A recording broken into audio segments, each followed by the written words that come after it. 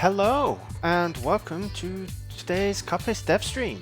I hope you are all doing well, and well, it's actually not a Coppice dev stream today. We are going to be doing some work on Streamline.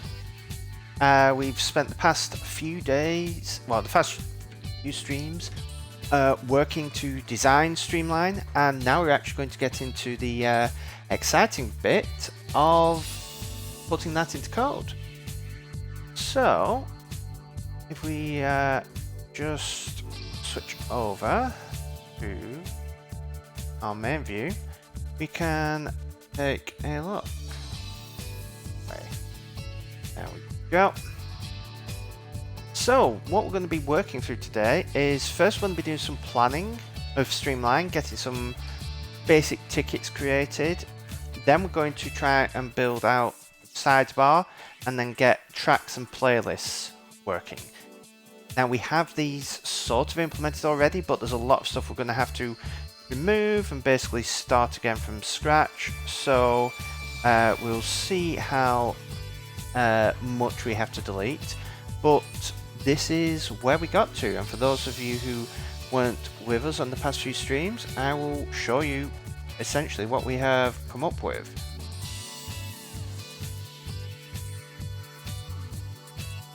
So if I get rid of the playback display and the notes. So the idea is you have your tracks, which are just song files that you drag in. You have your playlists, which can be manual ones or smart ones that you have created. And then you have streams, and streams are where the magic happens. So what you can do with streams is you can add scenes to them. So you can add scenes for different sections, and this is great for if you're streaming, for if you are running like a tabletop RPG, or anything along those lines where you want to be able to essentially have a soundboard of playlists. So each of these can have a playlist associated with them, and it can have various options. And when you go in and edit, you can edit those options, so whether they shuffle, what the transition is, and what should happen when it ends. Then you can also go to the playback display, and what the playback display does is it lets you customize a playback display that you can then use to add to your stream or put up on a screen somewhere. This will be able to be popped out in a separate window, and essentially you can set background color, you can get this default thing, and what it should let you do is really customize stuff. And one of the things that I want to do with this is up here, the playback thing here, I want to make it so that that is created using this, so it needs to have all the same functionality. So we have a pop over here where, for example, you'll be able to set the content. So if it's text content, you'll be able to type something in and drag various tags in that will be replaced. You will be able to have image content where you'll be able to drag something in or have it display like the album artwork. For position, oh yeah, we gave up on implementing that because I realized this is not going to be resizable. We spent a lot of Saturday's stream going through this and coming up with ways to allow this to be specified, and then I realized I just need to do an X, Y, width and height, because this is not going to be like you can resize the background, but if you do, you've got to then move everything around. So what we're going to do now is actually go and plan some of this. So if I go, I started work on this before stream, and this is something, this is a new app that I'm going to be trying out for doing issue tracking, which is called Linear. And it was a recommendation from Megan.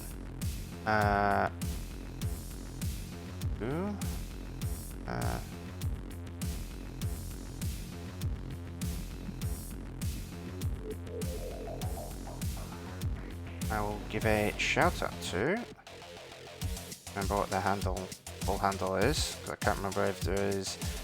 Yeah, there. It's at the end.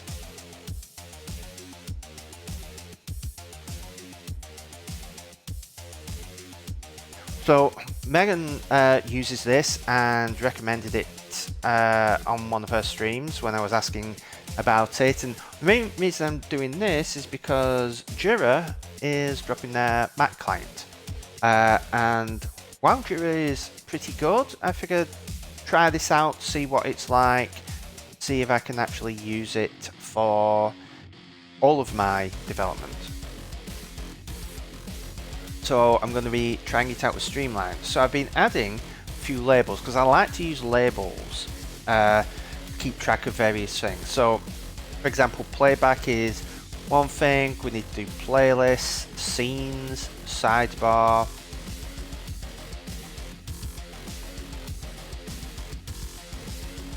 If we do playback display,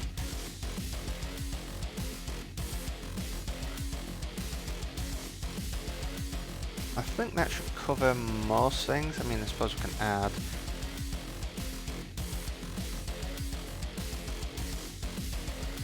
let's that.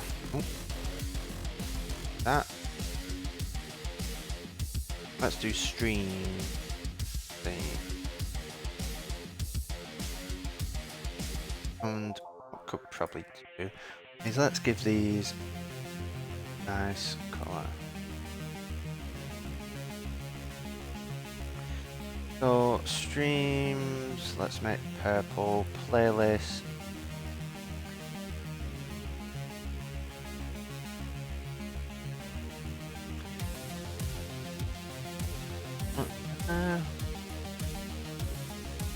No, streams I think we'll make green. The playlist for some reason I see as blue. Playback probably yellow. Playback display. Let's do that as red and leave the sidebar as grey. Okay, so we've got some stuff there. Let's see, what other stuff do we have? Cycles, don't care about that now. Templates.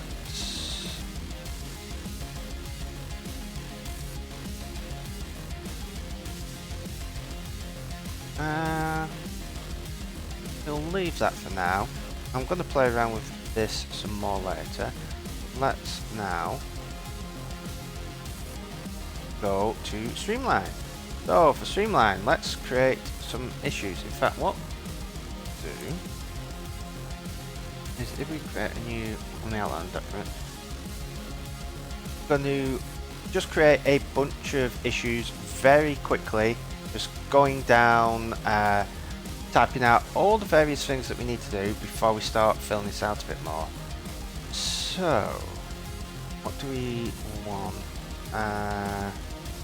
So for tracks, so we need a tracks view,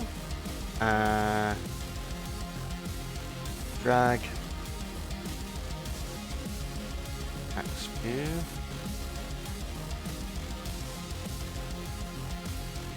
playlists, reorder, playlist, smart playlists.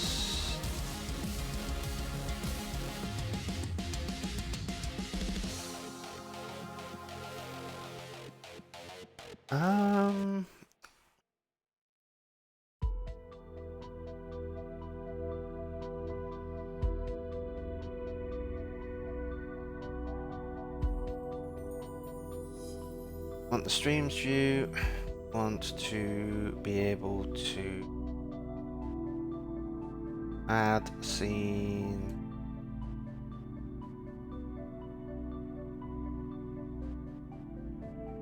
and delete scenes,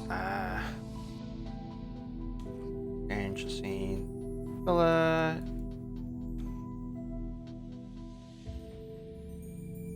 change scene color and icon, change.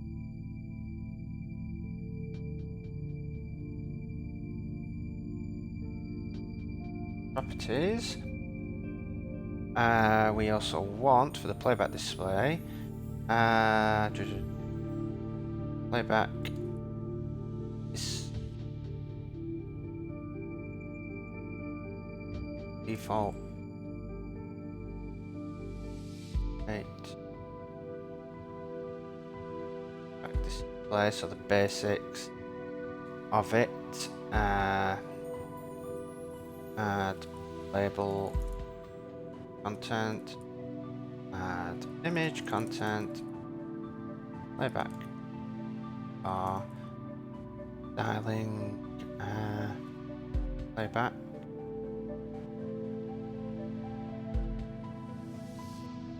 boxing,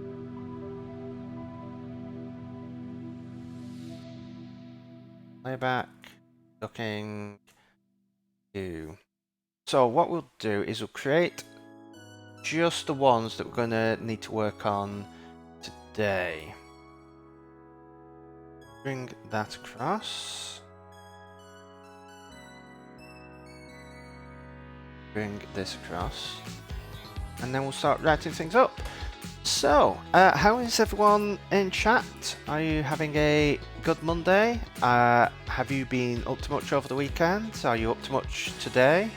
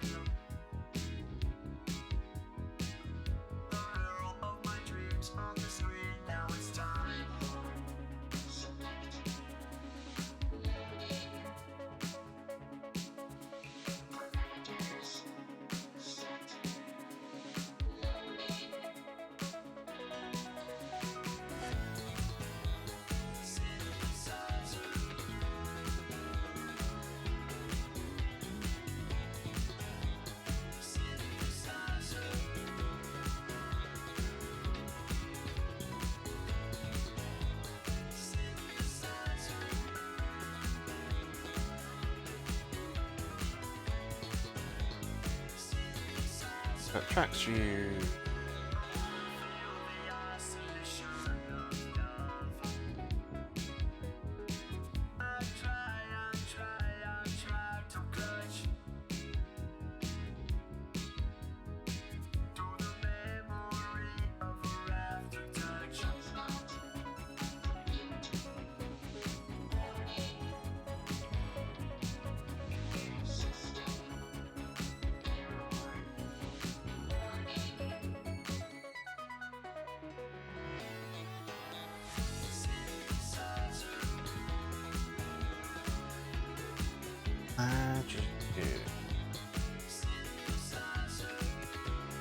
Playlist, sidebar,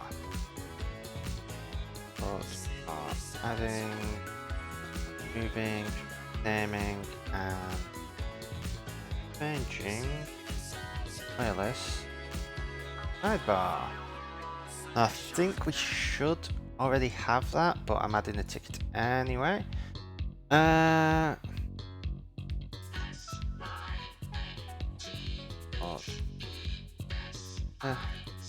Songs to playlist.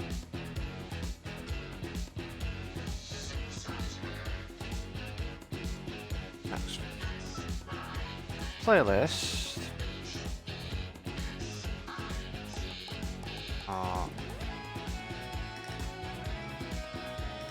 I need a playlist. To the stop playlist. Creating top playlist.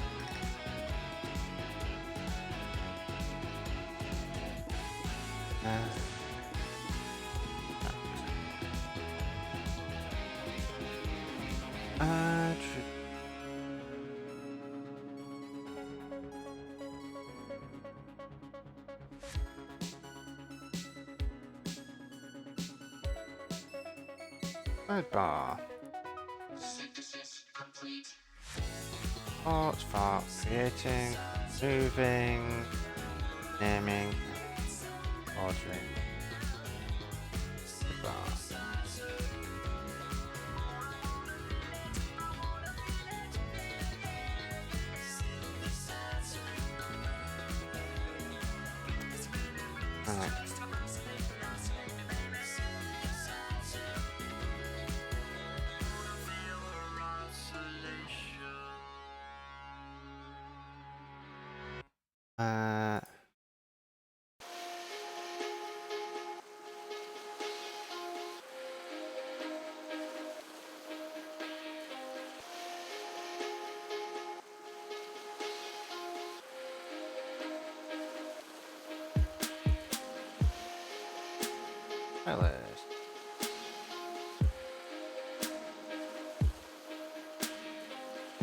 Okay, that should be enough to get us going. So, command option shift.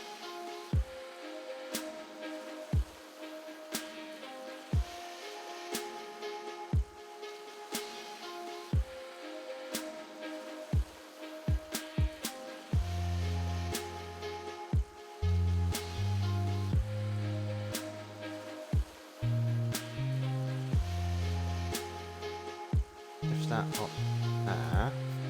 Let's see. Ordering.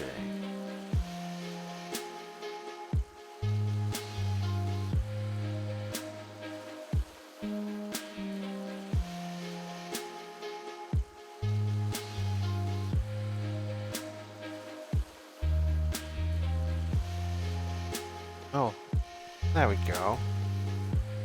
That's usually a nicer way of...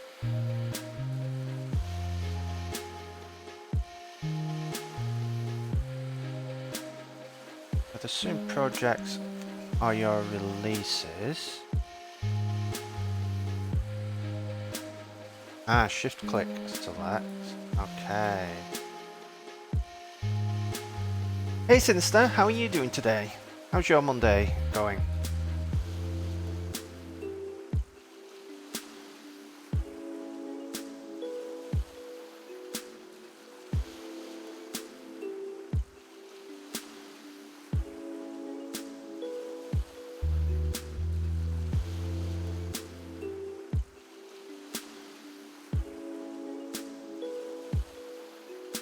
Streamline is going fairly well.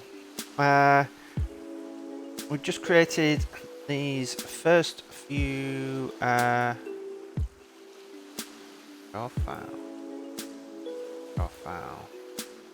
profile picture. Okay. You know what? Profile picture streaming.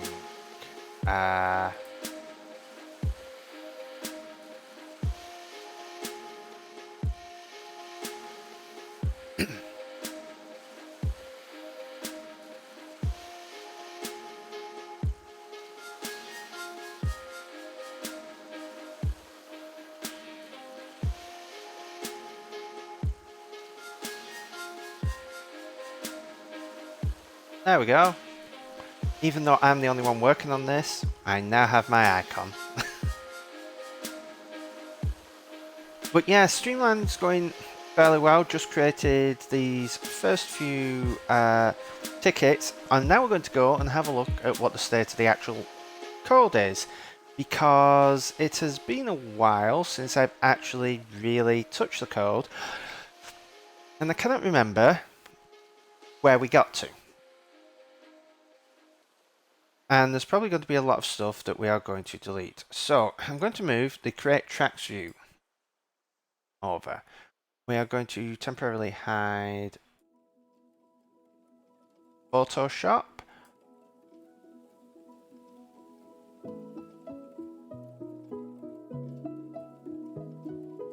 I'm going to delete this.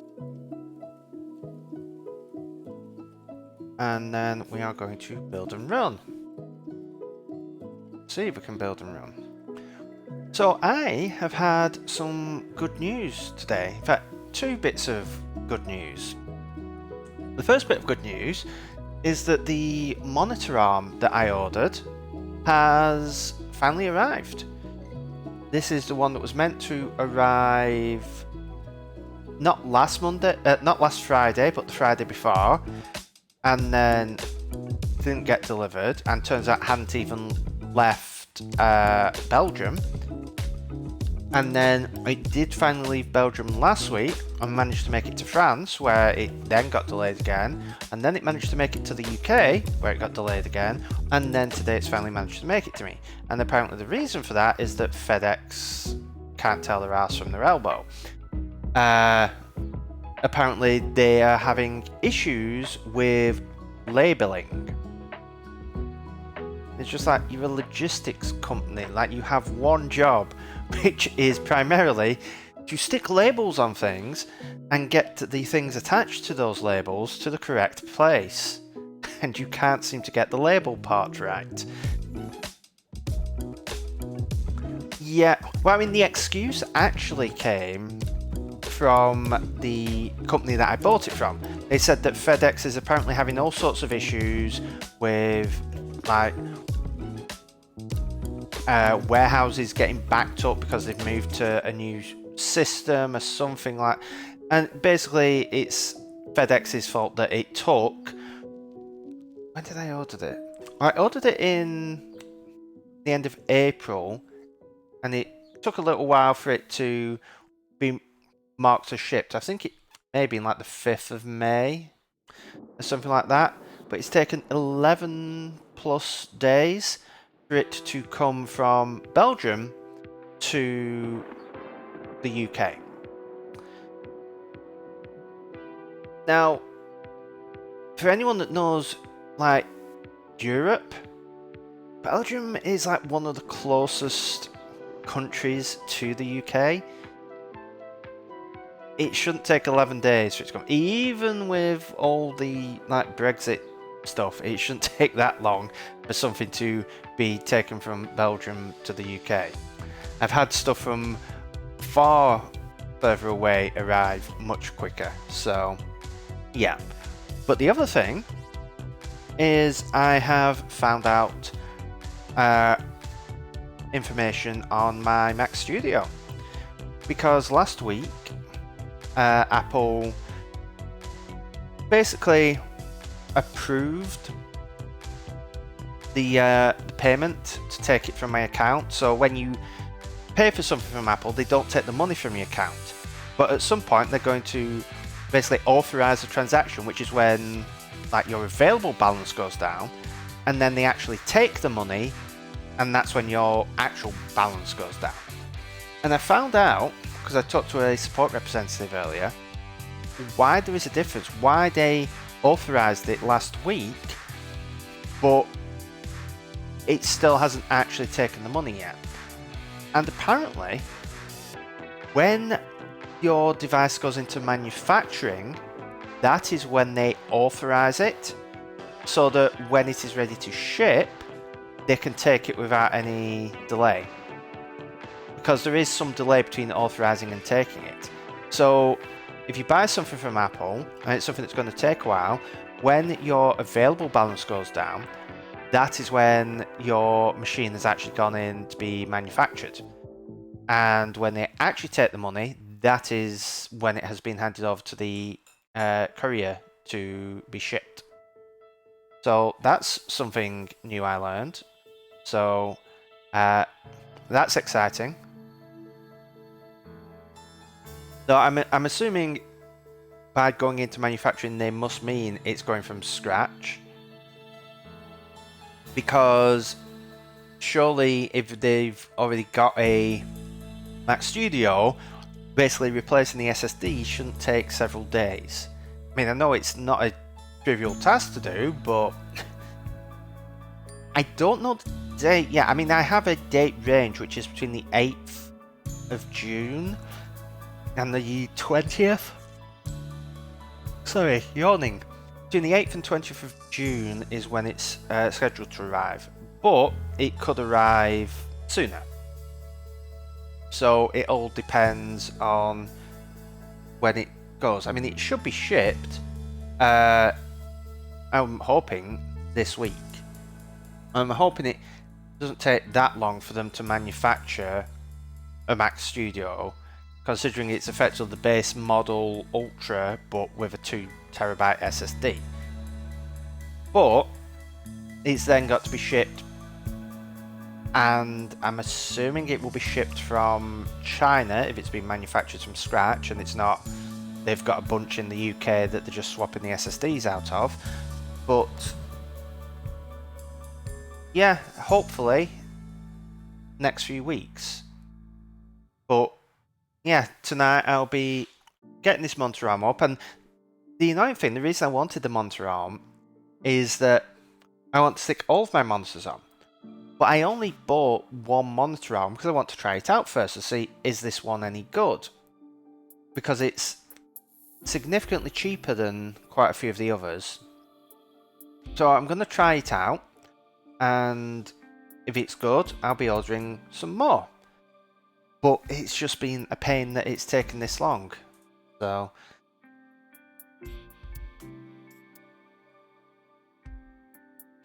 well, I mean, hopefully it should be, because it's one that quite a few people have recommended, and I've seen some reviews that sort of pointed out some flaws with it, but it seems like I may have got a newer model of it, and it doesn't seem to have some of those flaws on it, so we'll see. I'm going to put it together tonight. I was tempted to do it before the stream, but I figured if anything goes wrong, I don't really want to be without one of my monitors, like,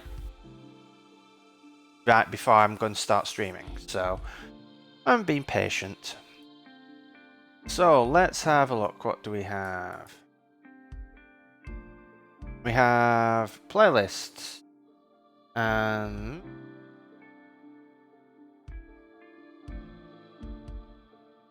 cannot drag anything into the playlist. Or can we?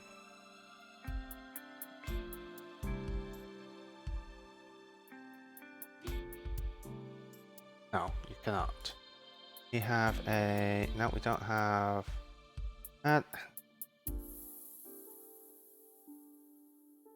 So we have playlist. You can add them. You can delete them. We can undo that. We can rename. We can rearrange. Okay. So we've got all the basics there. So I think what we're going to do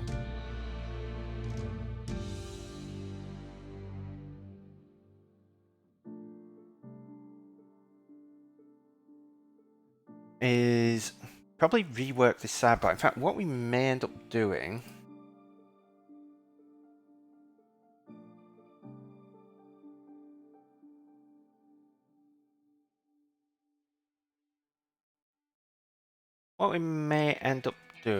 is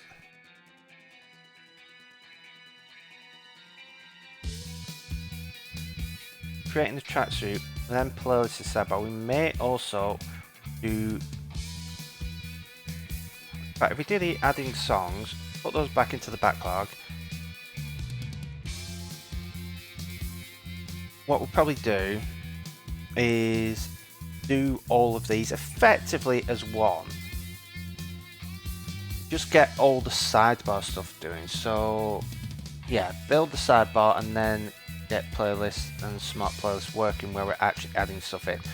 So we're going to build the sidebar up and make sure that we have our tracks, and then you can add and rename and remove streams, and then you can do the same with playlists. So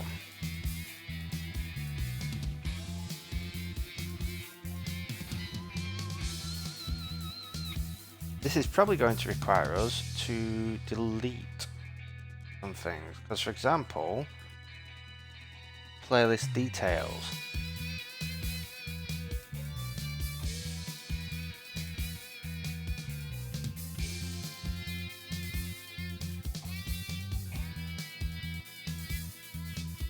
Oh, actually, is this a sidebar?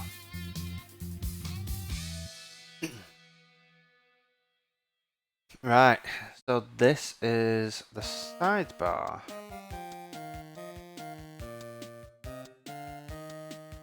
Okay, so we're probably going to want to delete a lot of this.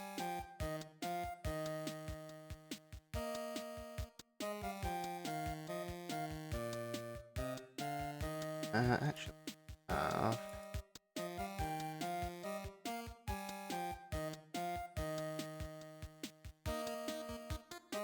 let's just commit all these things that I have in here.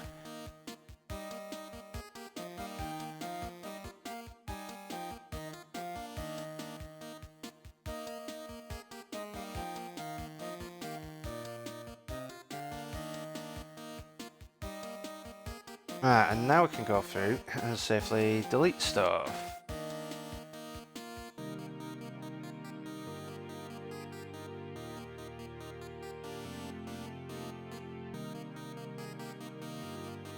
Right, so we're going to keep playlist details, but we will rename that. We're going to keep playlist list, but we're going to rename that.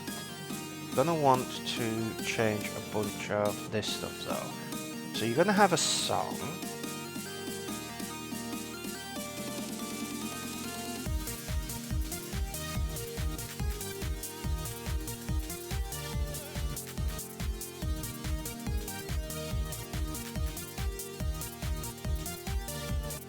You're going to have a playlist. We need a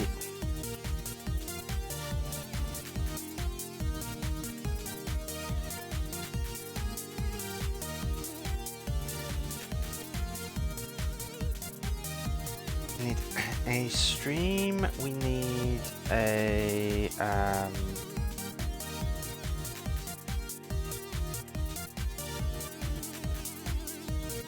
theme. We need a playlist song.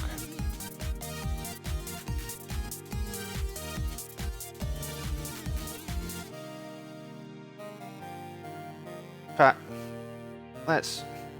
while we're here, let's rename it and make sure it is using the correct terminology. So a track plus data.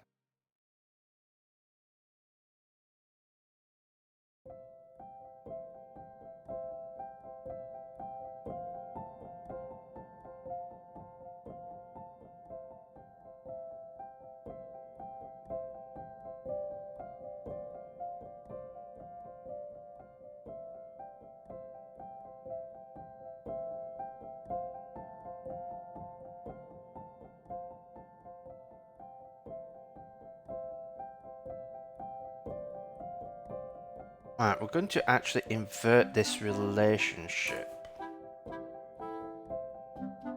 We will change that later.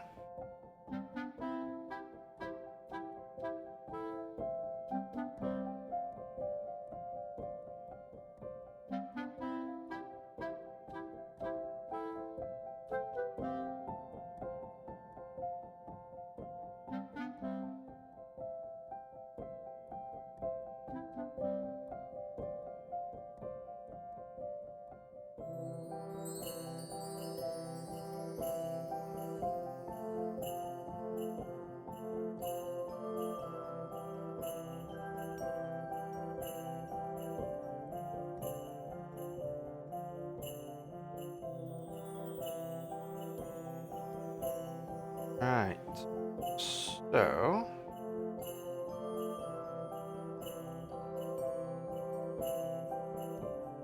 then we want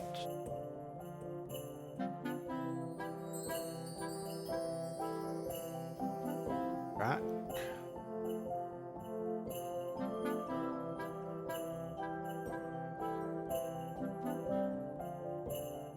Oh, by the way, Sinister, I've done some more Blender work over the weekend. I spent Sunday doing some more tutorials and playing around with some more modeling. So in fact, I can actually show you what I've got. I think I've taken this particular set of tutorials mostly to where I'm going to get them. I may do a few more. There's some stuff on texturing where it gets into more advanced texturing, but the thing is, I'm mostly going to be doing solid colors. So it's like all sorts of stuff on textures and everything doesn't make much sense. But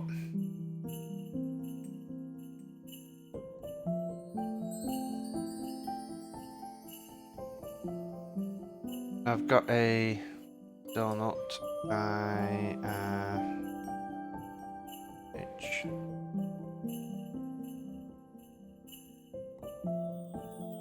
So I've got a donut which is just a basic, like it's a torus that I've manipulated a bit, and then you put the icing over the top and a bit of sculpting and stuff, just to put stuff around. It looks a lot better rendered. I think that one thing be it. Yeah, it must be fast. Try this one. That.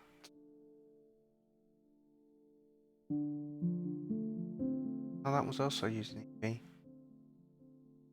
I thought I'd got that slot set up for icons. Let's see what it looks like now. See if I get dropped frames as it is doing this.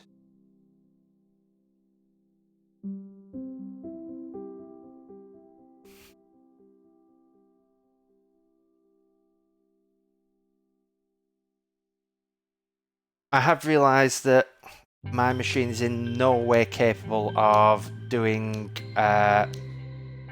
cycles in the viewport. This donut is not all that complex. It's literally one light shining onto a plane, and then you have a few meshes with some very basic textures on, a little bit of subsurface scattering on the icing. But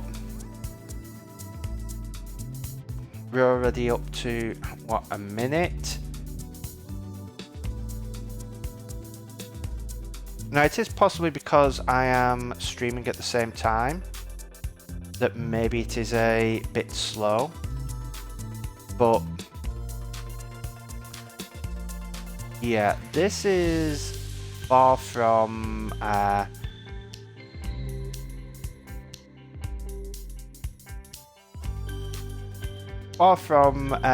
fast for me.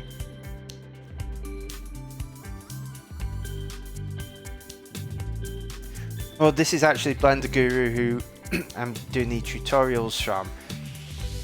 Well, like I said, I've got to the point where they're doing the texturing. I may skip that bit and have a look at some of the more advanced modeling stuff that he's done, because I'm really getting the hang of modeling now. And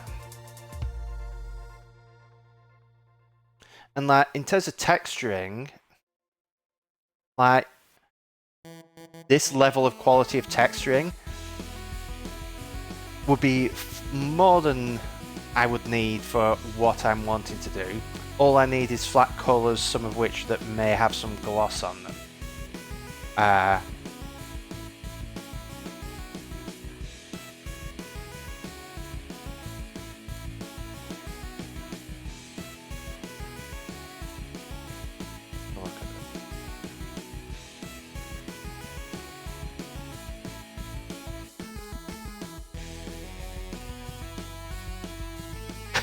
A donut made up of donuts. That is pretty fantastic.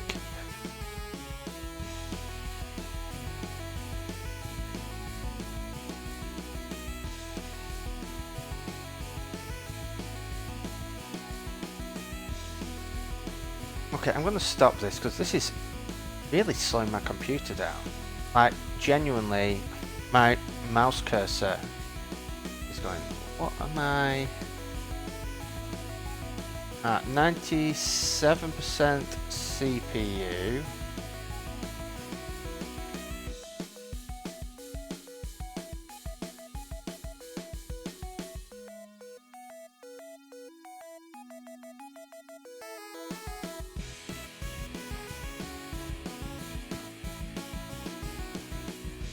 Yeah, CPU is pretty much maxed, and the GPU is pretty much maxed.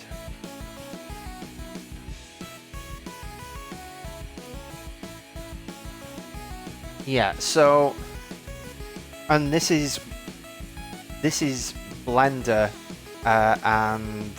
sorry, this is using the metal renderer that Apple added in 3.1. So this is like as performant as it's going to get on this machine. And the CPU wise, this is a good machine. It's got a 9900K in, so it's like pretty fast. Not M1 fast, but still pretty fast. The downside is I never really went for that much of a GPU. It was just a Radeon 580. So even when I bought it, it wasn't an amazing GPU. But yeah, I think you get the idea now. What was that? Yeah, I switch to PV. I mean, this is roughly what it looks like in EV, so I think that is well enough. EV works perfectly fine, and to me, that is good enough for what I need.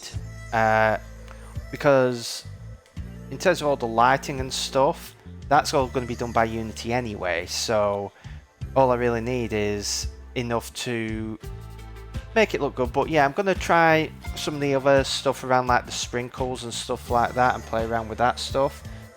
But I think it's enough for me to get started like playing around building a few things. There's some more tutorials on building like low poly like landscapes and stuff like that, and then stuff I want to look at like low poly characters and stuff.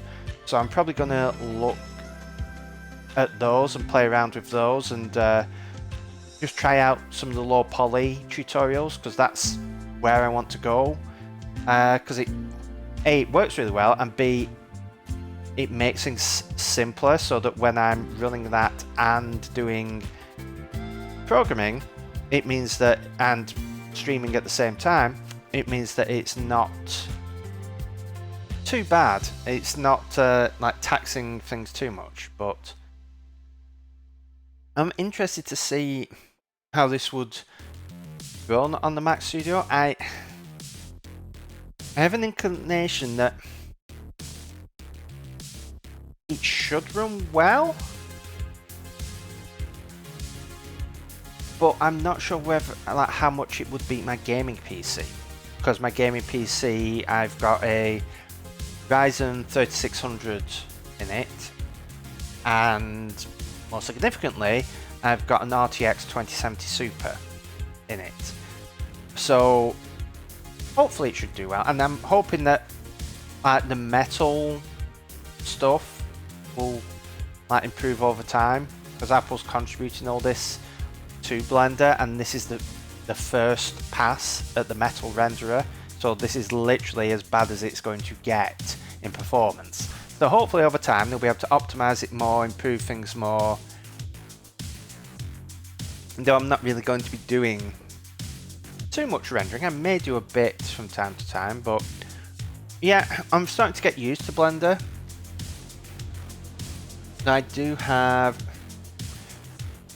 my list of shortcuts, which is going to become a short list of things that I'm going to stick on my Stream Deck, because some of these are a little awkward to do the commands for, like select linked, Control L, like that is not something I can really do with left hand, but it's something that if it's on the Stream Deck, I can just move like the small amount of distance to my Stream Deck to invoke it. But yeah, I've been enjoying it, and honestly I quite like the UI. I mean, I hate that all the menus are in here and not up in the menu bar. That's one thing that would be really nice, is to be able to have all the menus in the menu bar so that I could do them correctly. But I mean, in terms of the actual UI design and everything, it's actually, even though it's like non-native, a lot of pro apps feel that, but it doesn't feel completely non-native. So I haven't played with particle systems yet.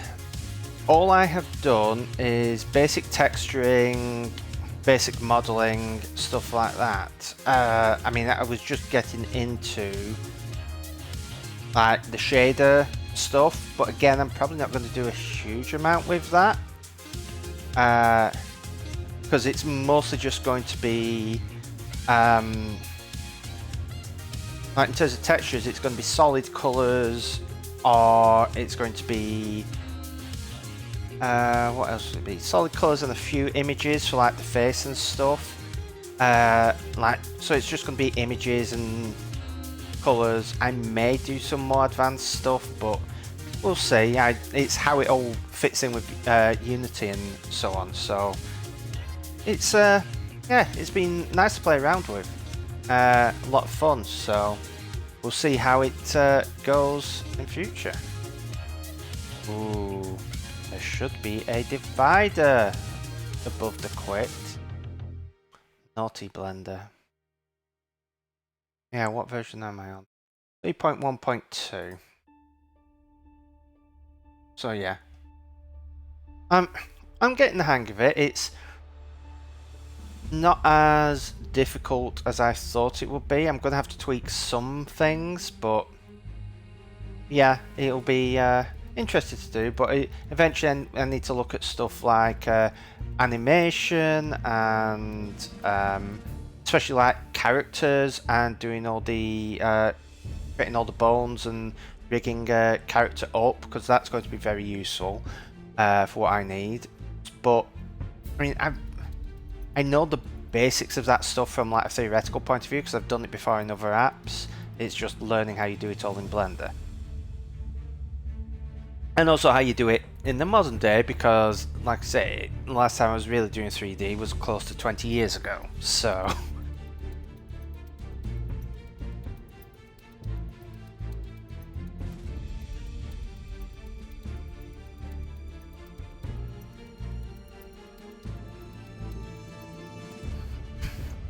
right, so we have our playlist here.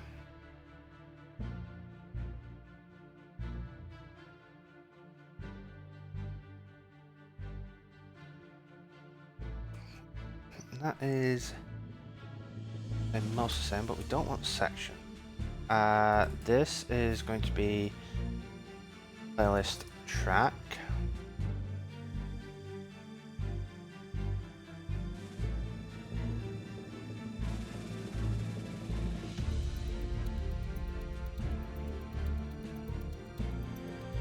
That's potentially going to be interesting.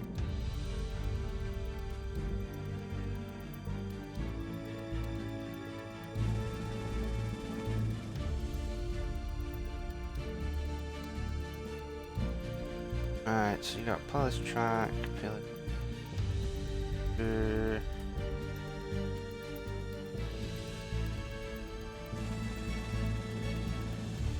that should be okay. Okay, so for playlist track, want final class playlist track, model object.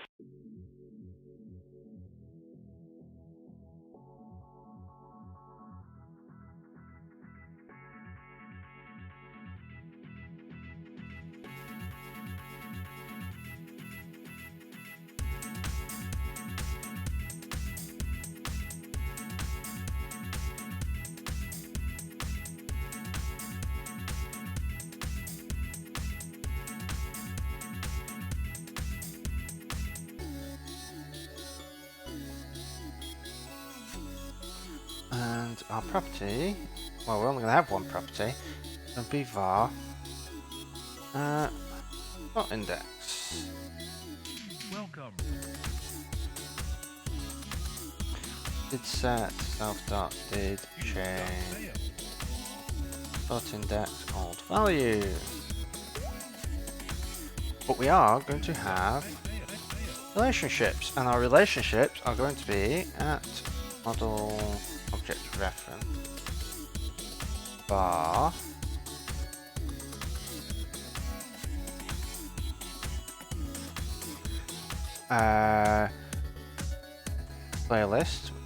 playlist at model object reference bar track, which is going to be a track, and I believe both of these at self.did change relationship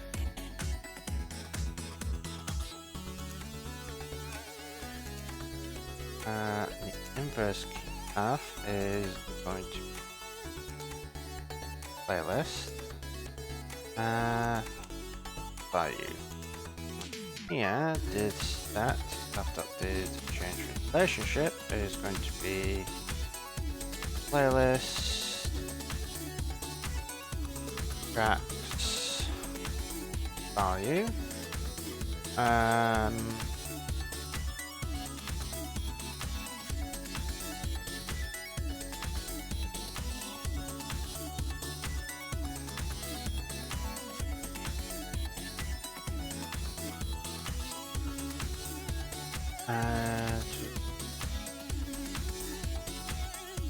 My cycle, which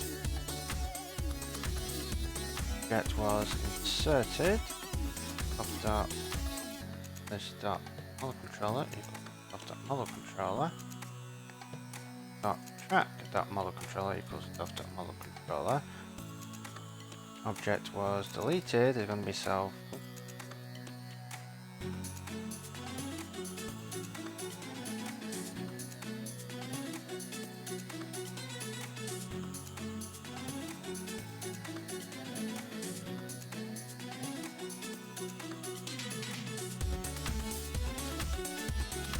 Add our equatable conformance.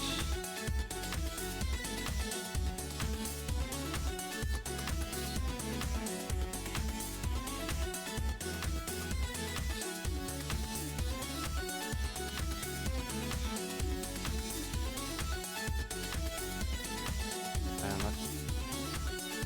that's E hash 2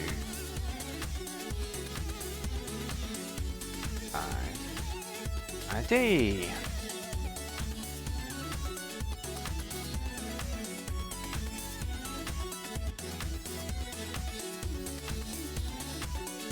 So we are going to have to do this, but we will handle that afterwards. I just want to get the properties in and build and run. Okay, so stream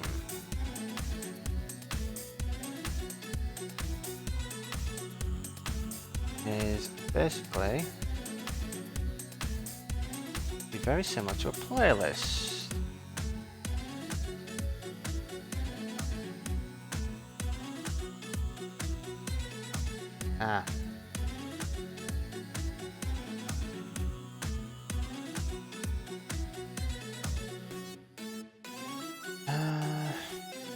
Tree change dot index of a property.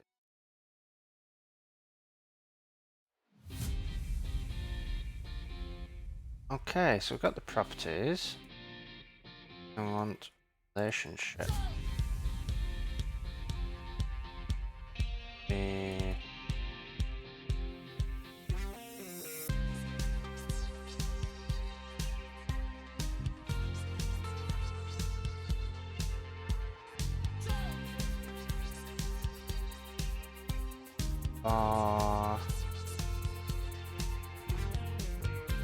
Actually, that's going to be inverted, so we'll do that in a sec.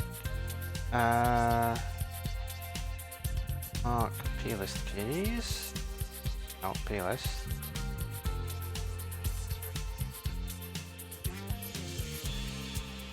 I want equatable.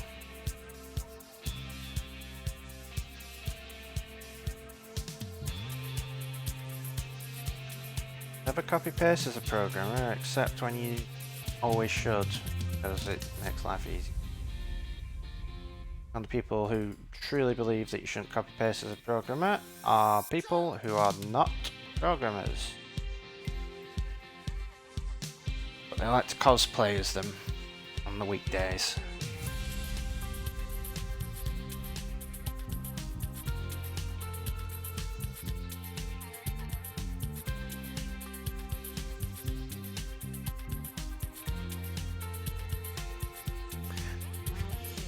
Nice to write, very neat code. It's nice to write fully tested code. It is nice not to have to copy paste and do everything yourself. However, your main goal is to get something written and working, and all the other stuff is secondary to that. Stuff that you should care about, but in the grand scheme of things, you should just be working on, well, working on shipping. Right, so, all the time, that is all in there. So, this no longer is a playlist, instead, it is stream.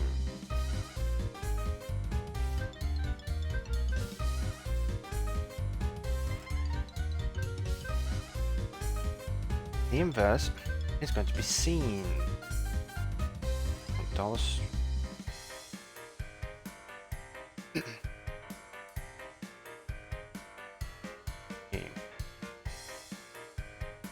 So the relationship here is going to be var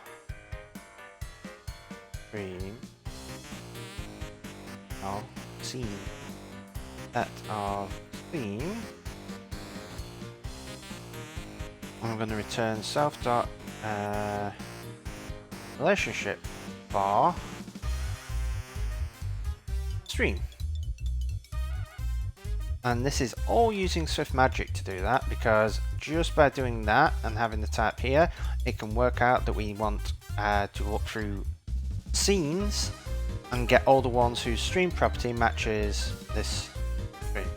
It is the most, and considering how simple the method is, I'm still incredibly proud of it, because it is one of the few bits where I have extensively used the type system for good.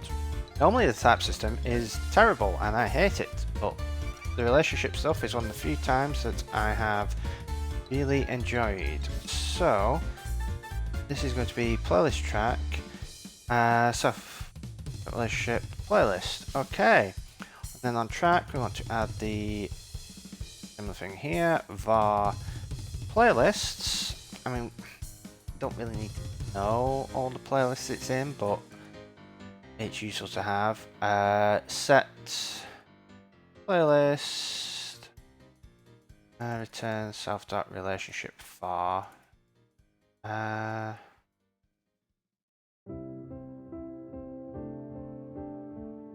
no, playlist track var track. Now hopefully, oh no, it won't build, because up here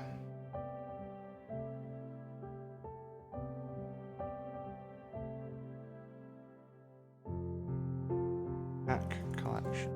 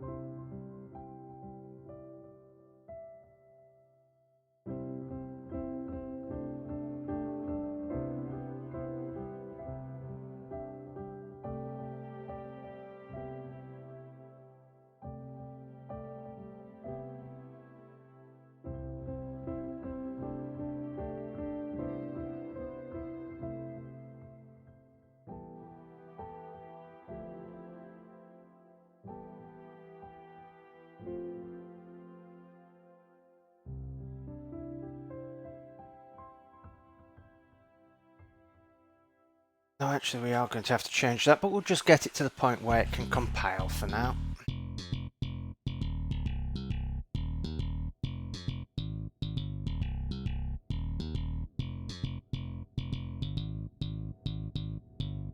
Okay. Our scenes are now going to be in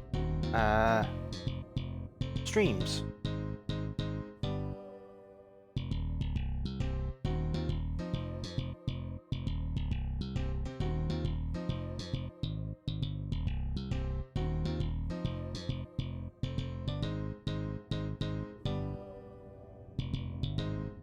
We don't want to delete all songs in the playlist, though we do want to delete all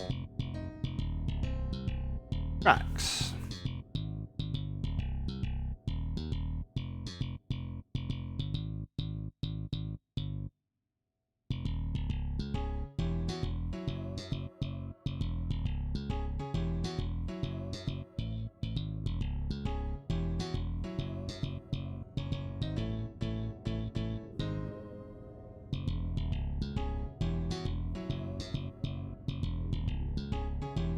A track.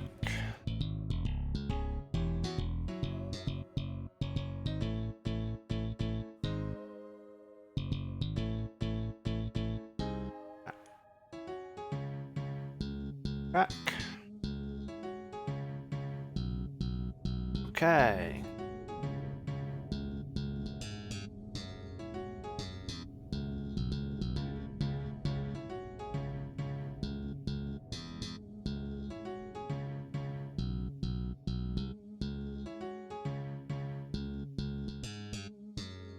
Actually, do you want that in because we want the now playing to reflect, like, to be an app global thing?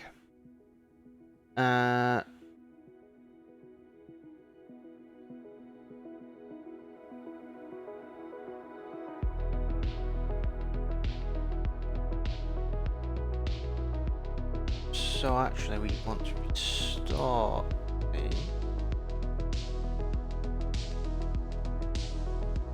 and then add them back in.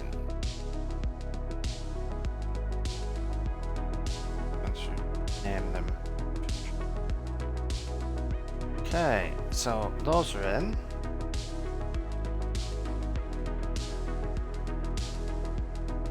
That just cares about playlists.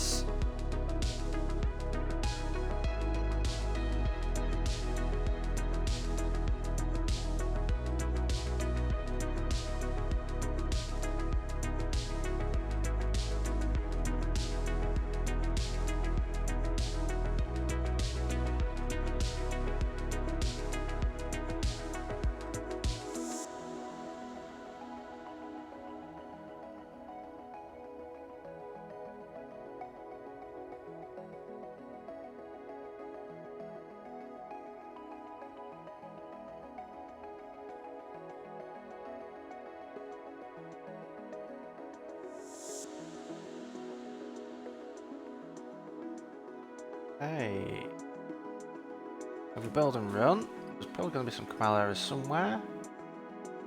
I doubt we've got them all.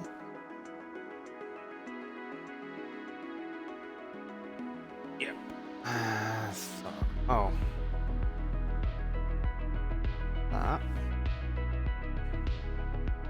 That does not conform to protocol model object. Yes, we do. Okay. Those.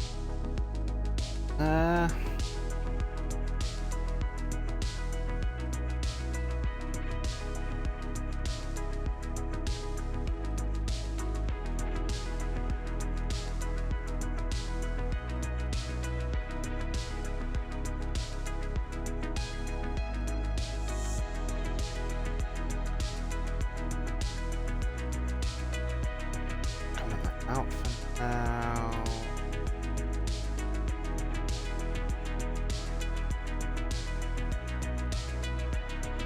Right. Tracking the playlist in that and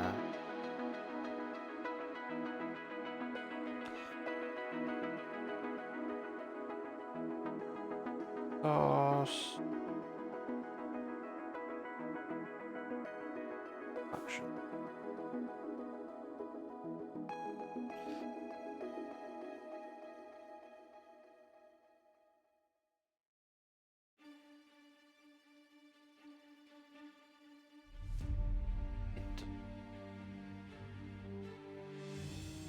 Oh, of a property.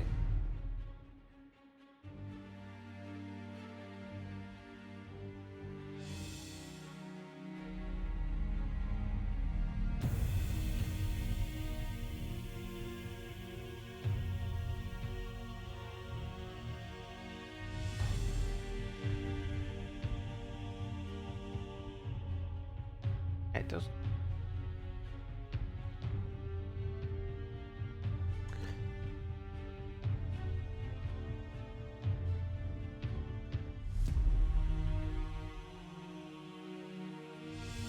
Okay.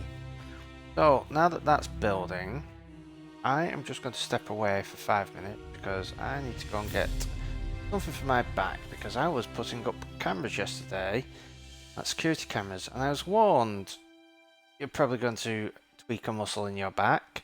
And I thought, it's fine, I'm not reaching up that far, and guess what? I tweaked a muscle in my back. So I am going to go and massage it a bit and possibly get a hot water bottle to stick behind it, because I am getting old. And when you get old, your back goes. Oh, redeem stretch. Well, let's do some arm stretches as well, because I've been having very sore arms, and I think it is because I'm not stretching enough. So one thing I'm definitely going to do in the new stream overlay is have the stretch pop up instructions for the stretching, in case anyone wants to follow along while I stretch. That was a bit painful.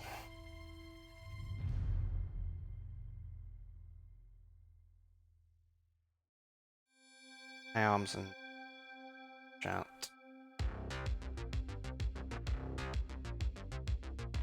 Yeah, that really is painful and tight. Thank you very much for redeeming the stretch, Sinister, because turns out I needed that. So, I will be back in about 5 minutes, so I will leave you to listen to Starlight Brigade.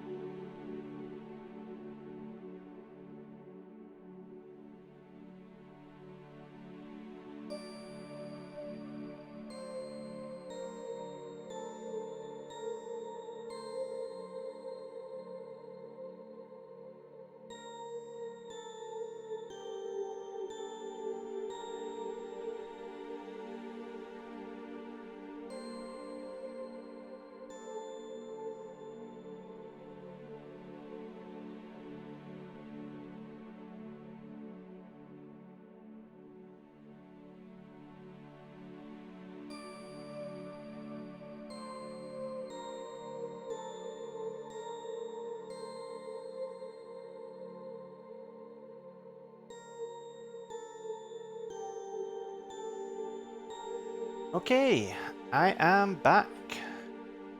Sorry that took a little bit longer than expected. I still don't have a hot... Oh! Spent ages looking for the hot water bottle. Where's the hot water bottle? Where's the hot water bottle? Couldn't find it. I've literally just looked down to my right now in the office and just found it. Give me 2 more minutes.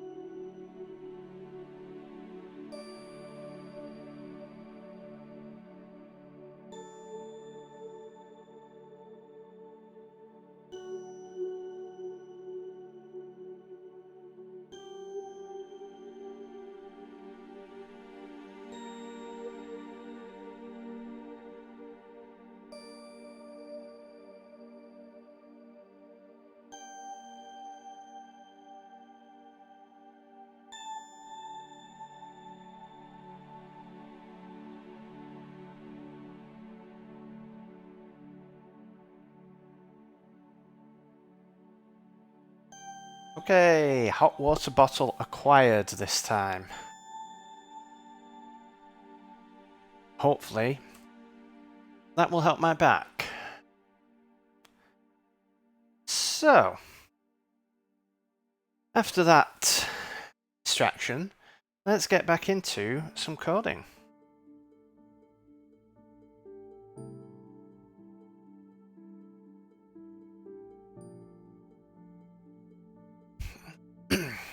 So, what do we want to do? Get rid of that for now. No, we'll leave it in because we actually need to implement.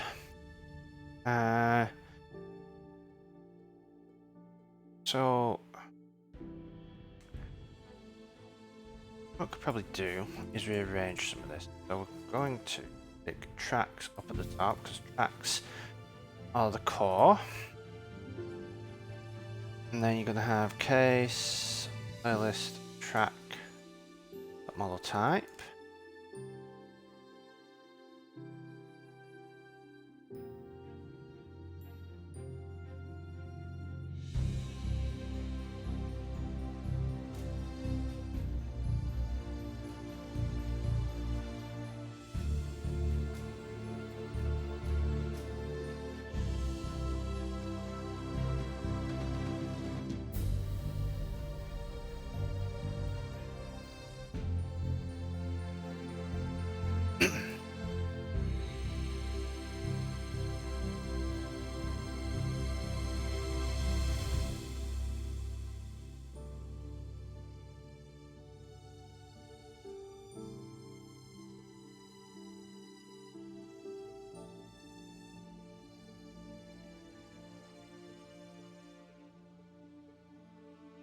Right, track. Place track.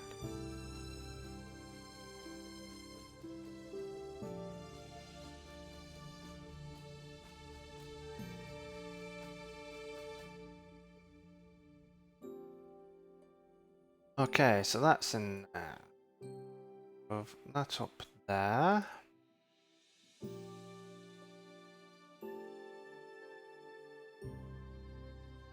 Oh, that's a fair point. Font size so people can see it a bit better. Action. Dot self.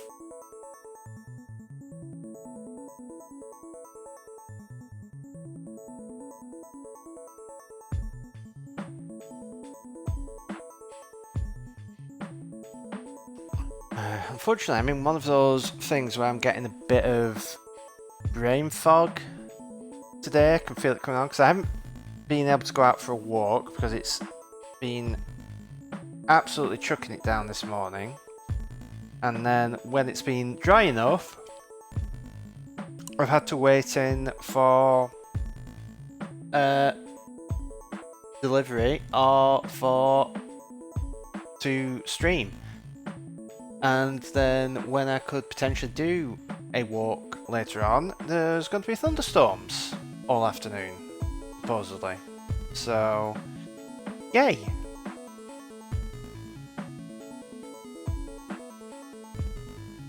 There's even a weather warning for them.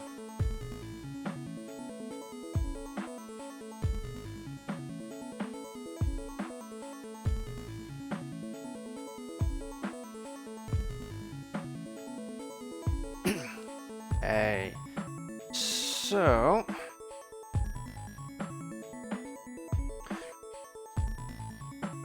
for a track, you can create a track, you can delete a track. Playlist, you can create a playlist, you can delete a playlist, and you can move a playlist above a playlist.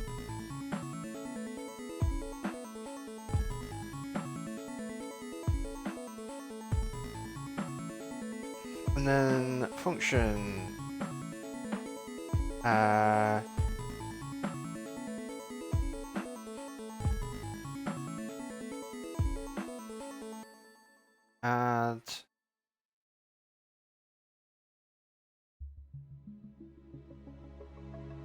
playlist.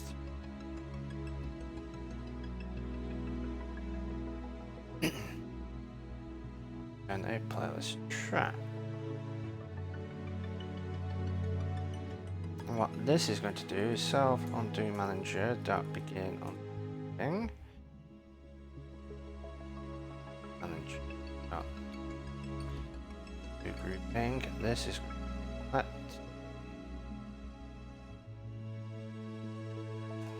count equal playlist dot tracks count. Let playlist track equal playlist dot track. Creating self and $0 dot playlist is going to equal to playlist. $0 dot track is going to equal track. $0 dot sort index is going to equal track count.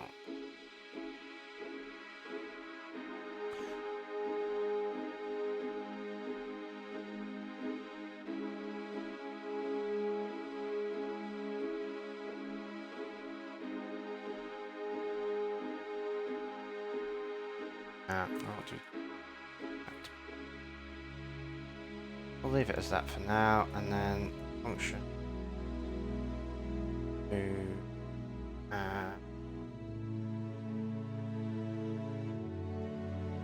playlist move playlist track.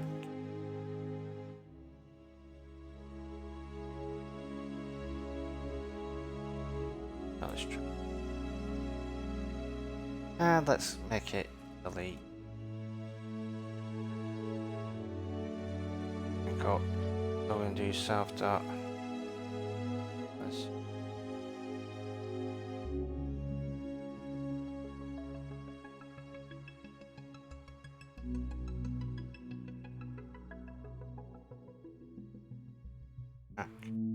Collection.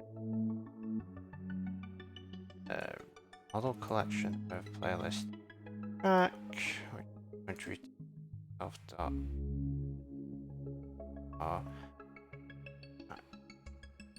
self.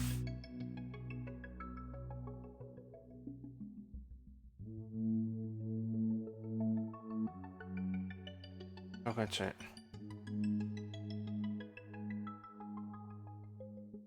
that left on.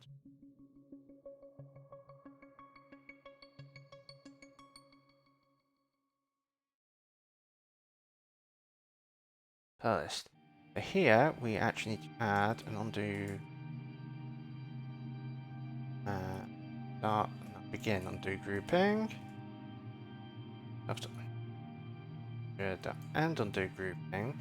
That's going to delete the playlist, but we also want each track. We're going to delete track. Oh, we need to turn our playlist track. I do like the rainbow, it can be annoying. Yeah, it can be. So it's probably going to be quite refreshing because at the moment, what is the humidity? So it's currently, I mean, it's about 16 degrees. It's probably a bit warmer in my office because I've got the computer going. But in terms of humidity, it's about 85%. So not the nicest.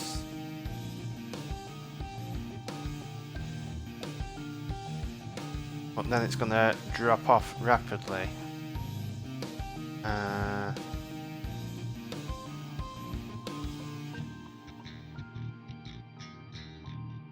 Hopefully tomorrow it's not going to be quite as humid. It's going to get up to 21.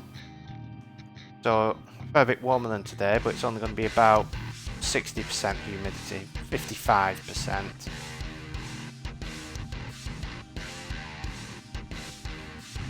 That's the worst thing about the UK, is it's not the temperature that gets you, it's the humidity.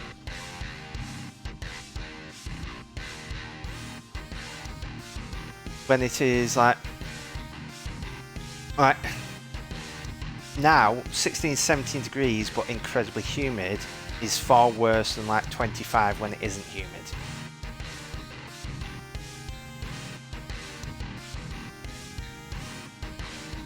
So hopefully we get some nice thunderstorms, nice rain, and it cools everything off.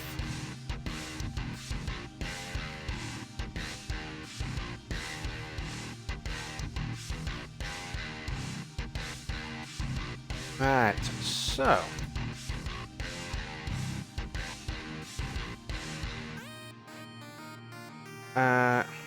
got scenes, place tracks, we need streams.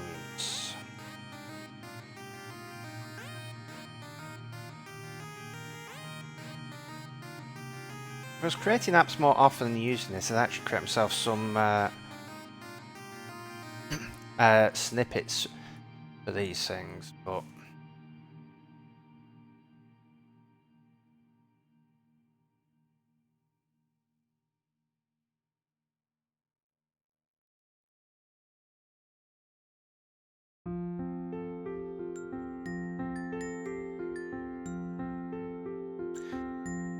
yeah, I think the hottest day ever recorded.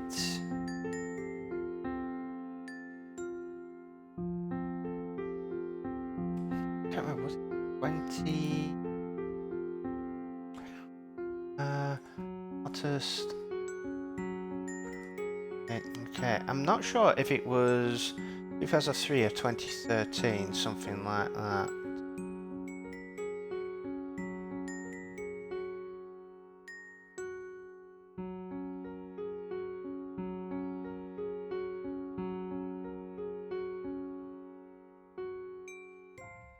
Oh wait, no, it may actually be 2019 now.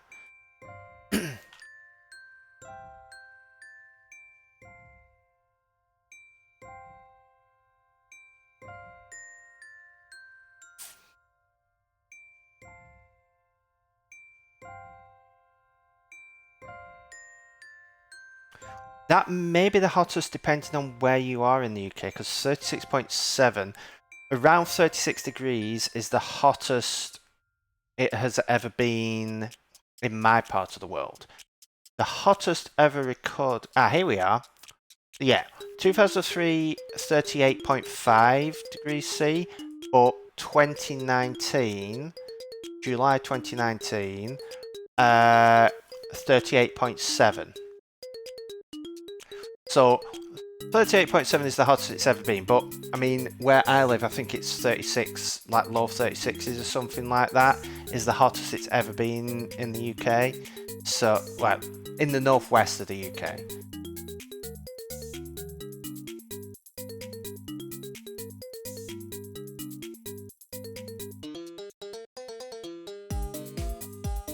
I mean, we're well on the way towards summer, and the temperatures for the next few days, the highs 21, 20, 18, 17, 15, 16, 15, 14. So, like most summer days where I live, you're talking between 15 and 20 is the high. So, it usually doesn't get too far up beyond there.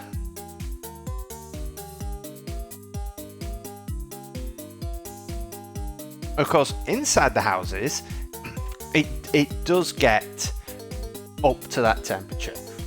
Like my office would get up to 28 degrees easily. At my old house, my attic room at my old house would easily get up above 30 degrees before I put my gaming PC on, and that was with the window open, letting all air out of the attic room. Hi Dragon Dust, I am doing well. We're just talking about weather because I am British and it is what I talk about. It is in my blood to talk about the weather, for I am British. But yeah, I am doing well, working on Streamline. How are you doing today?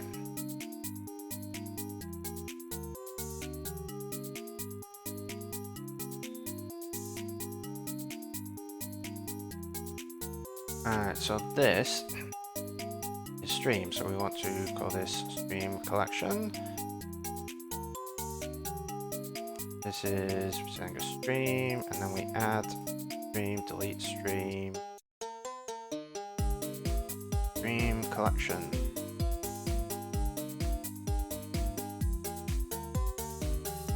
Okay, so hopefully we can build and run that. Okay, that builds. So that is all of our, well, nearly all of our model done.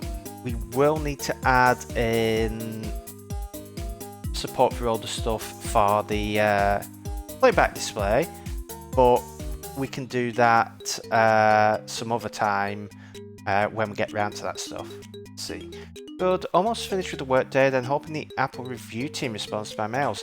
Fingers crossed. That I saw that you'd posted in Mr. B's Discord about problems with subscriptions not on the first version of your app. Is that due to the approval process?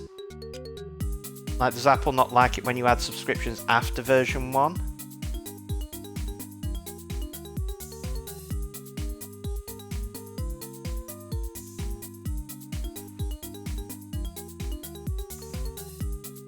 That's odd. Is there, like, have they given you any sort of reason why they have issues adding subscriptions? Because I thought it wouldn't be much of an issue as long as all your messaging and stuff is right.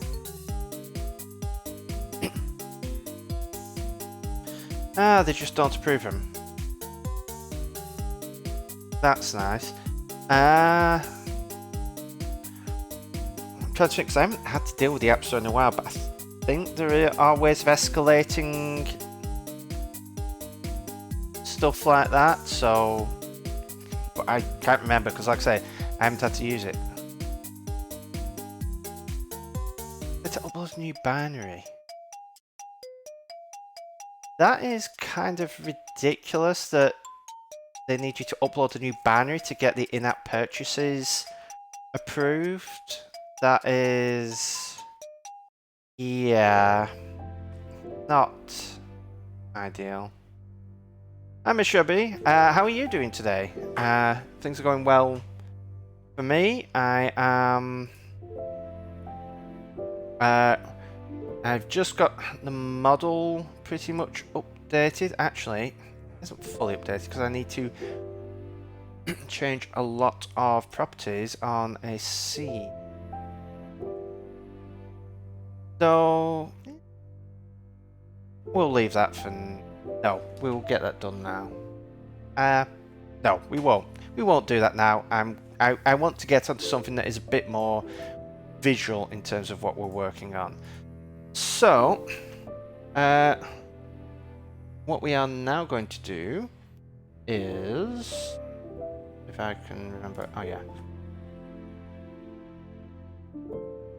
is we are going to be working on our tracks view, getting our sidebar set up. We already have playlists, so you can add playlists and so on, streams. What I am going to do is switch this over to using a outline view. I'm not going to support like folders and stuff to begin with, but it's something I potentially may want to add in future as a future version, so it makes a lot of sense to do that. It also makes it a lot easier for doing, for example, collapsing the headers. So we're going to switch this over to an outline view, get it so we're displaying tracks. We'll have a section for streams, but we won't display them just yet, and we'll get our playlist working and make sure all that is set up. I'm also probably going to delete the add button from up here and instead have it above the sections. Or I may instead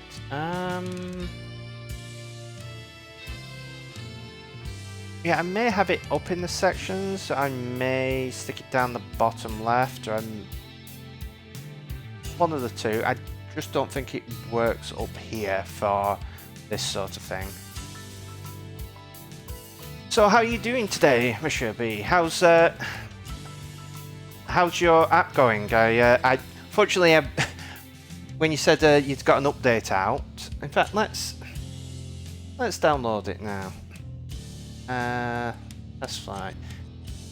But I know you said you got an update out, but then you said that it had not been fully approved.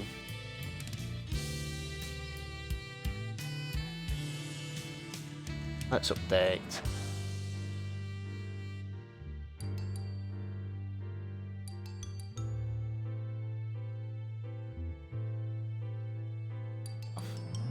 Actually, are you okay with me showing it on stream?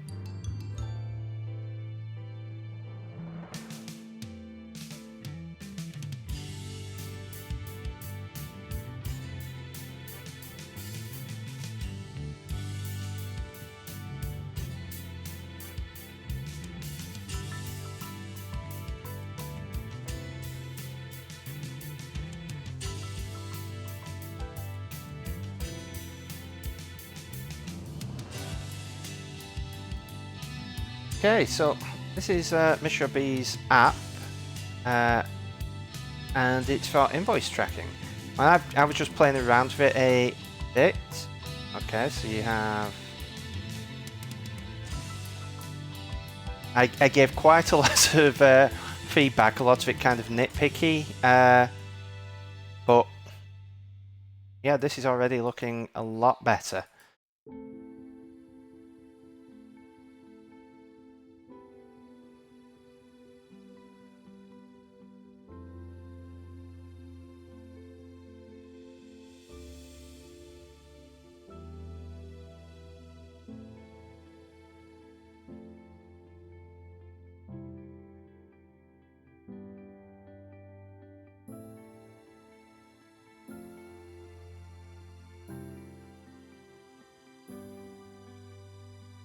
Yeah, this is a lot better than Like, all the little tweaks make such a big difference to it.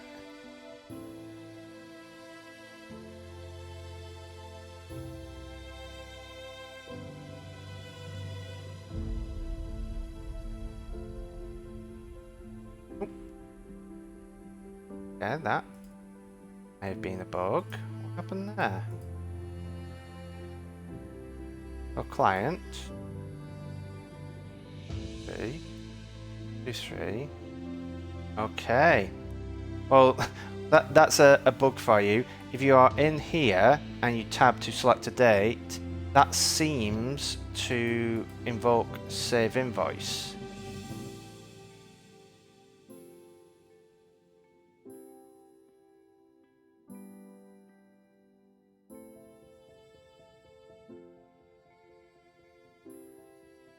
Yeah, because save invoice is enabled.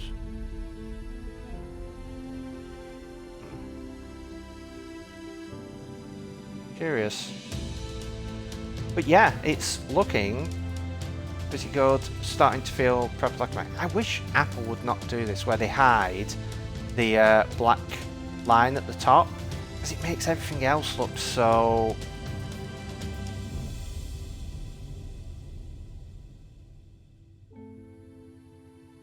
Yeah, I'm not sure why tapping enter for closing... Oh, for closing the date. But I'm not tapping enter. I'm literally just... if I select a client and I tab... 1, 2, 3... I can tab between, but if I do 1, 2, 3 here, and then tab, going to the date, it seems to cause it. It's like actually just hitting the tab key, tab between the fields seems to cause issues, but...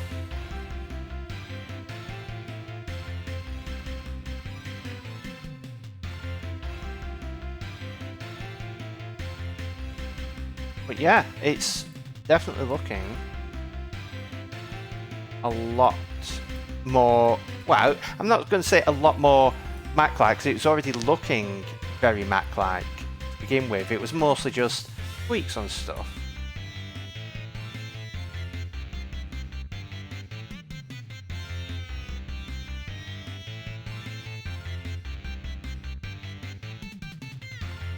But yeah, it's looking pretty good, this.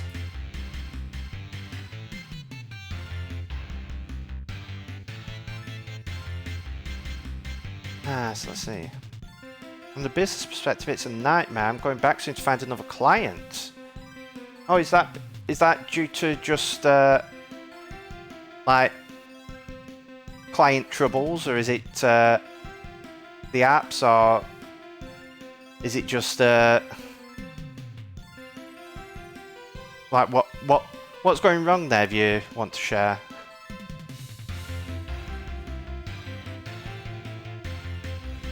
It's always problematic being freelance and also trying to do your own apps and stuff, so...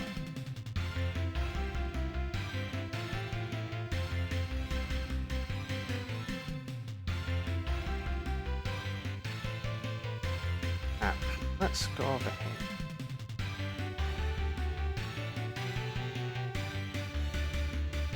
here. Being hired to design an app, are you doing web? 5 months now. Ooh. Yeah. Well, that's not always the best thing if you want to be working on apps.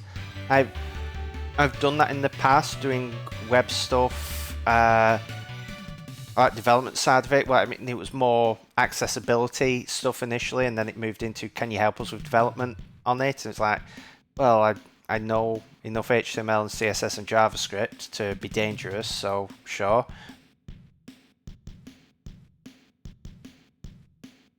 Yeah, most of my web stuff, I'm fairly old school with the web stuff I do. I do not use the fancy JavaScript frameworks and all stuff like that. My website is PHP. Good old PHP, and it's much maligned, but it's what I know and it works. It's good enough for like over half the internet to run off PHP. Well, good enough for me.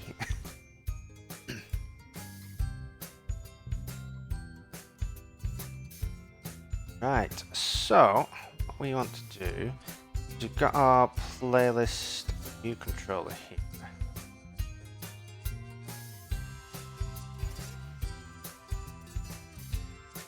Working on the website and building an app won't be on this year's roadmap. Hey.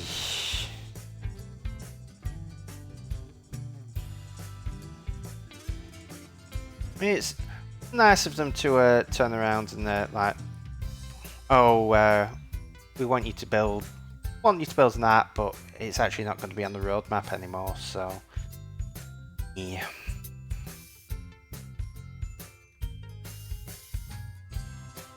We are going to have to massively change this because we now need a view model.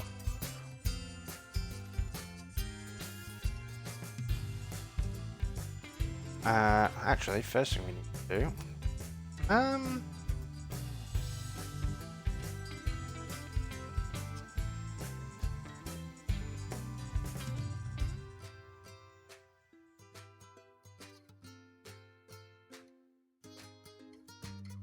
in fact, let's create it fresh, because then I can go and do my MVVM view controller, which is going to be source list controller, view model, so on.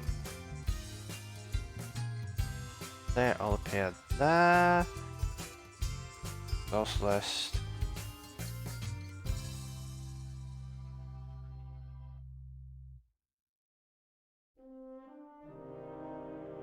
So I have my view controller set up, my view model, and my source list.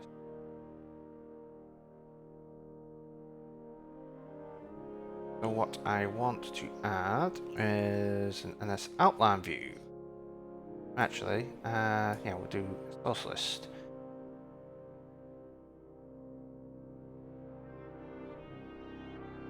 And do 0, 0, 0.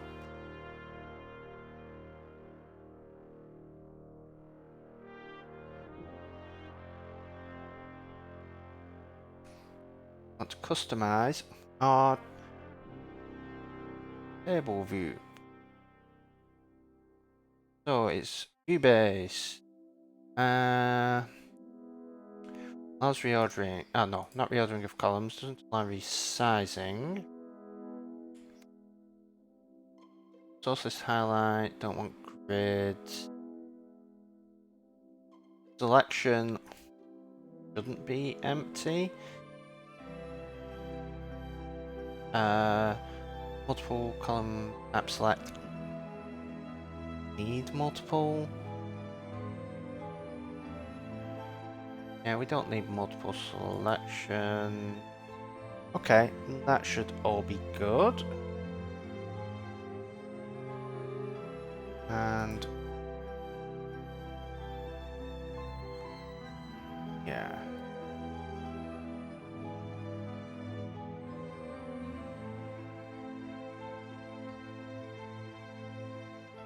Header cell and data cell. Okay.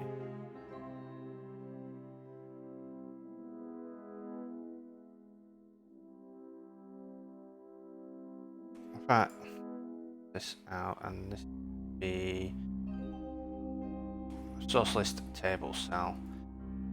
But yeah, hopefully you do manage to get working on a website, not on the website, off working on websites and back onto apps soon. But at least you've got your own stuff to work on, which I mean, if you were stuck doing that full time and you didn't want to do it, is it a lot worse when you have your own apps to work on? It makes it a lot better to deal with not having not being able to work on stuff. I mean, even though I'm working on Mac apps with my contract work, it's still nice to have my own stuff, because like some of the way that we code things in the contract apps aren't the way that I would code it. I'm always a advocate of go for consistency, and it doesn't particularly matter how you structure things, and what like code style and stuff you use, as long as it's consistent. So I'm like okay doing it. It's just I prefer writing things my own way. Like I prefer always doing an explicit self in Swift, whereas the app that that I'm working on for contract stuff, they don't use explicit self. And it's just nice having my own code base that I can be in charge of and I can set the rules for.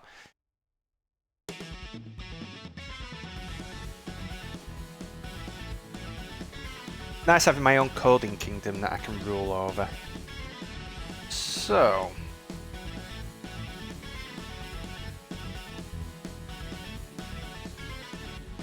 yeah, I'm gonna want to have this be a source list playlist table selfie.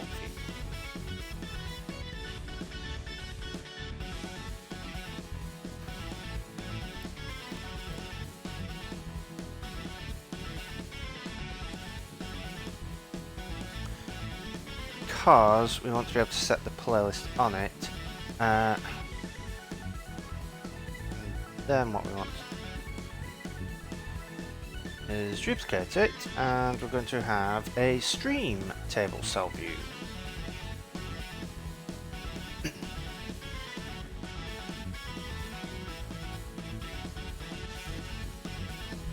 So source list stream table cell view.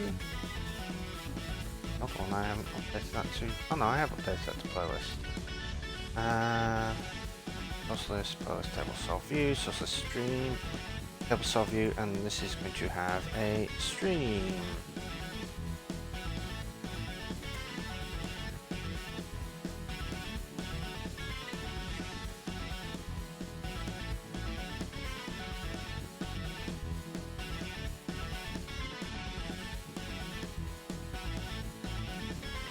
Oh, actually, do we need to do that?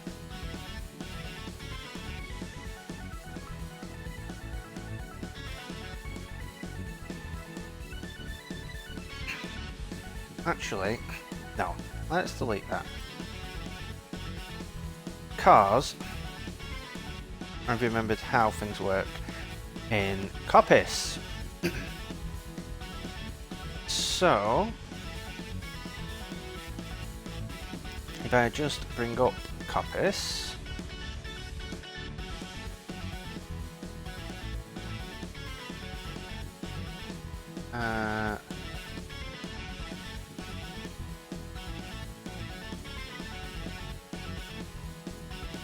where are we?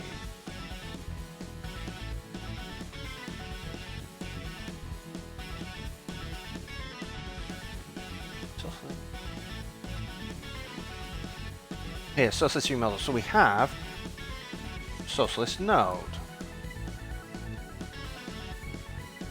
which has a cell type, an item,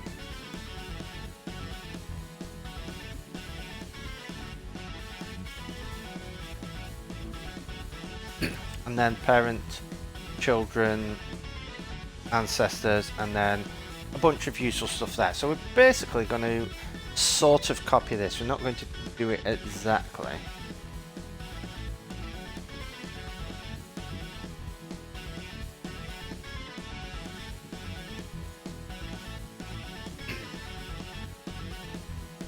You think you'll switch to your next app idea in the next few days? What are you going to be working on, Dragon Dust?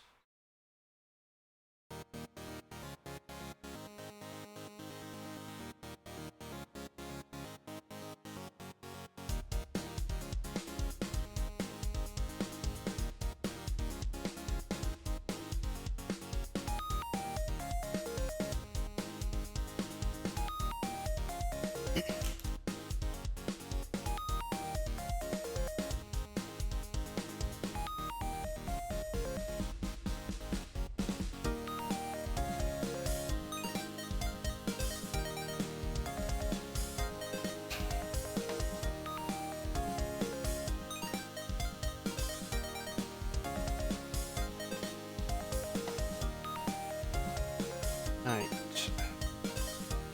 What I want is a class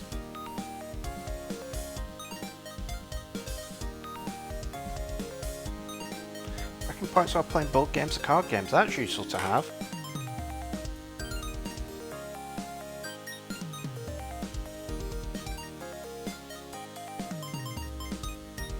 Yeah, if you can make that fairly flexible, that'd be very useful to have for various sorts of board games, card games, tabletop games.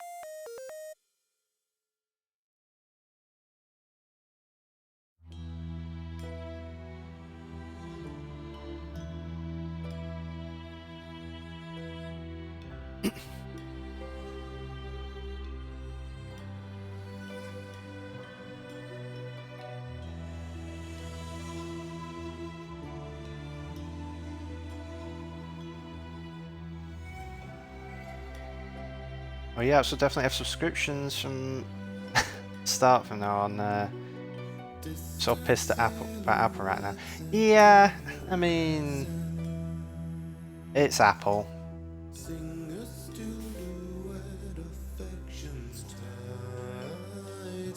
Apple have always been like this, which isn't really an excuse.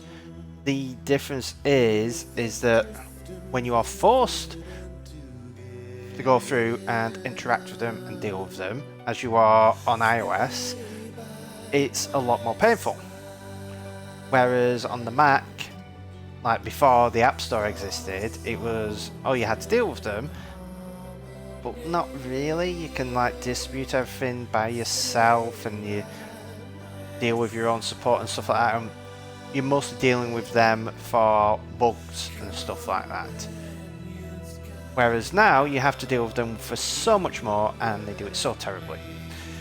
But oh well.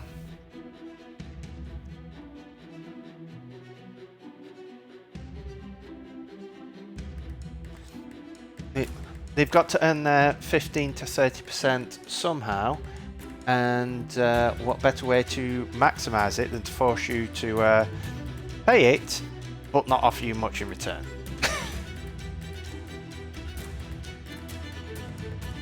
Objective C, dynamic bar.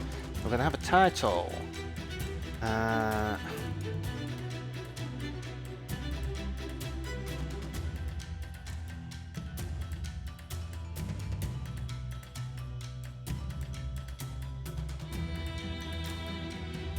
And have an image.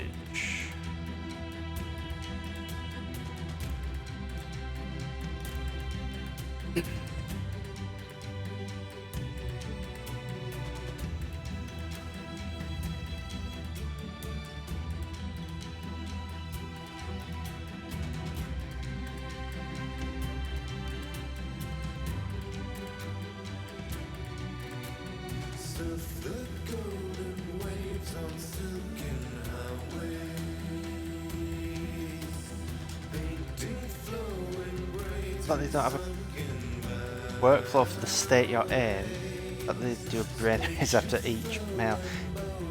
Yeah, let's just say I am glad that I haven't had to deal with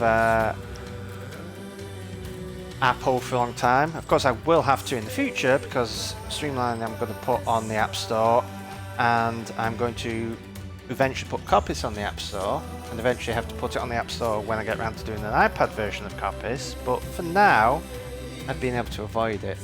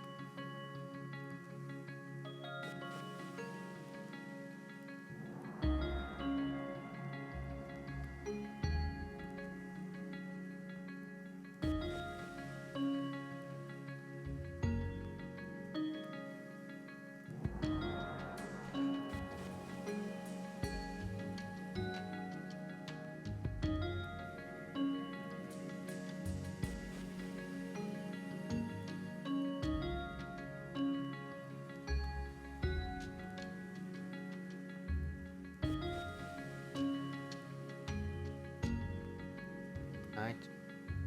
Property.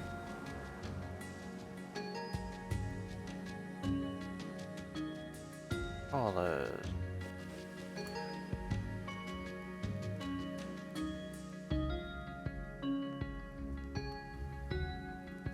Pairing. Sources collection.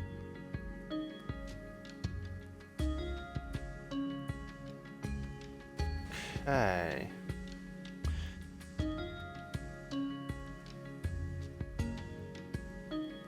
So, got my sources now.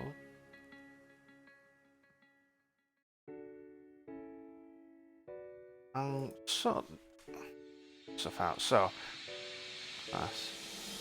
Okay, see you in a bit, Dragon Dust. Hope your call goes well. Right.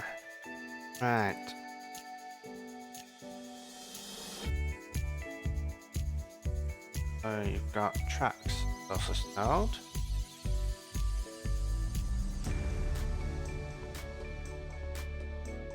Sources node. Plus,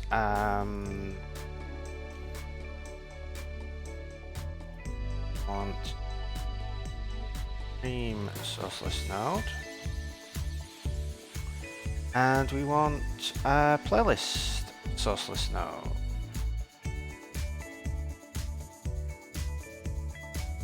Now the other things that our sourceless node have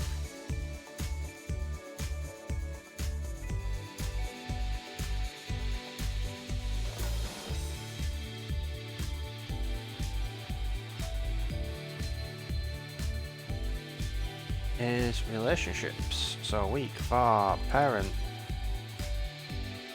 sourceless node and for children.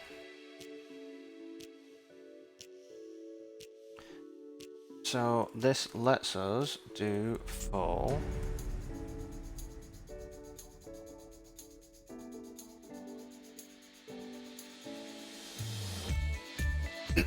parent-child relationships, which is very important when you are working with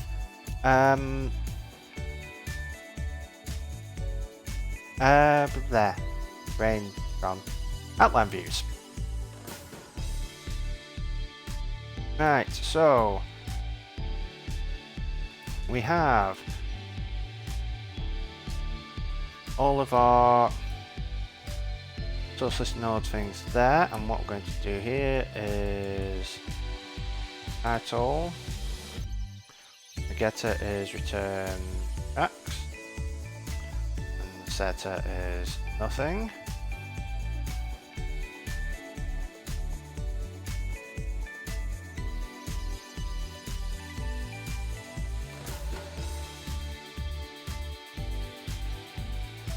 And then for these ones, this is just let's stream init.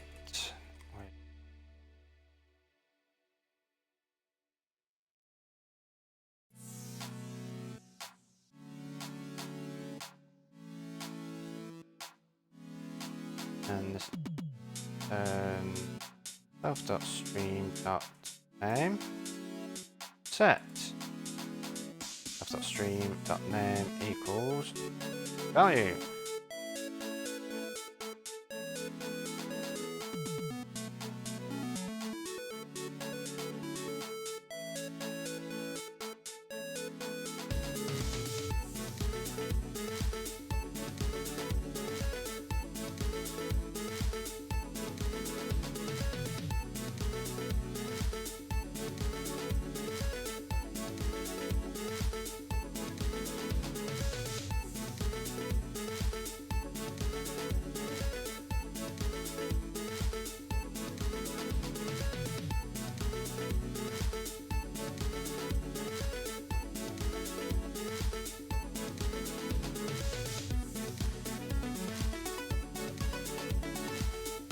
On scope. It's annoying when Xcode decides to stop working.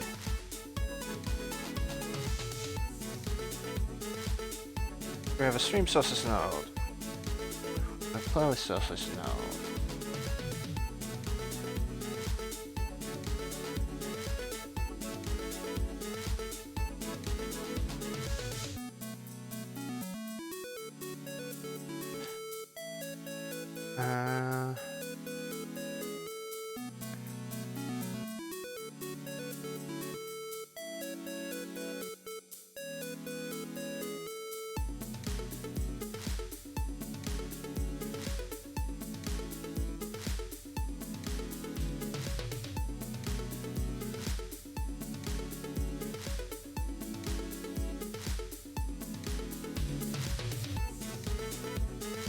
So nav cell I use that. Also I use that. Oh.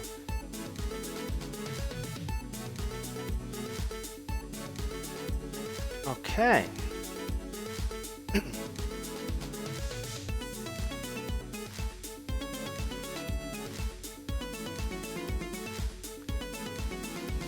So cell type is going to be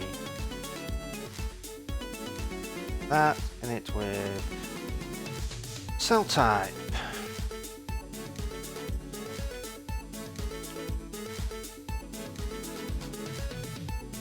Why am I doing the tab?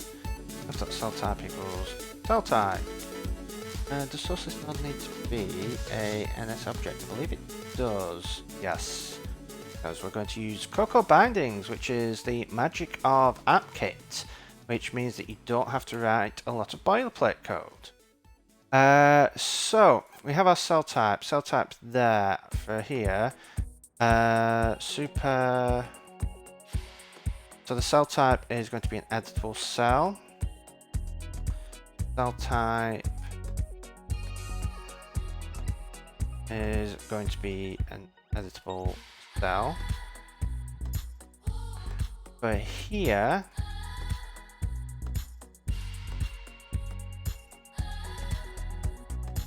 it is going to be super in it with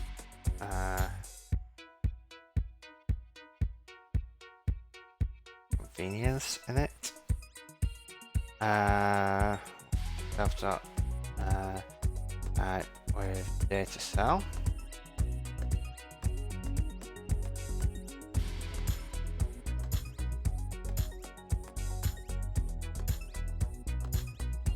That should all work. I'm gonna want to okay. Oh wait. Ah, that's why completion wasn't working. Well, that's not the case. Don't find type NS image in scope. That's because we import AppKit.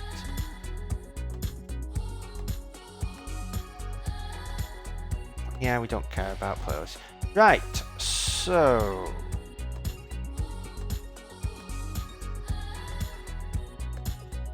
in our model,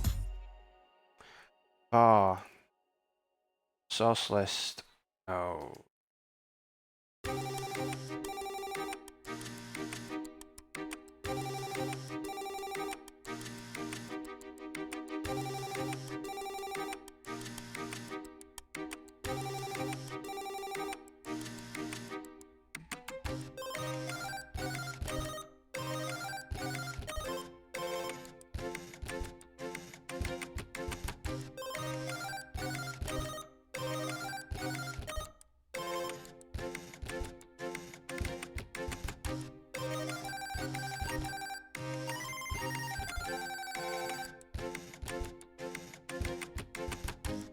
Alright, so for now, I'm going to do this very simply. We're going to have private trunk, update, source list nodes.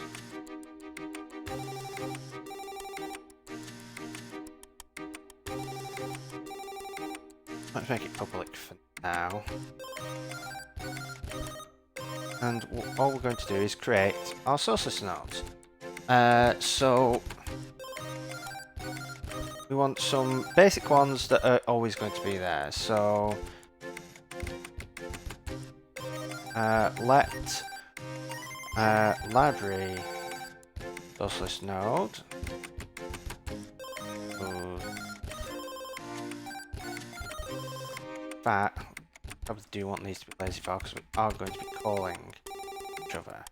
So this is just going to be a source list node.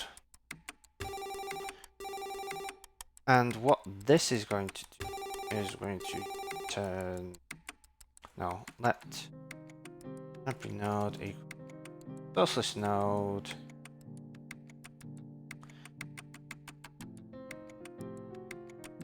We probably want to create an explicit as a title or a header. Header source list node. Source list node is a type header, but in it with title string.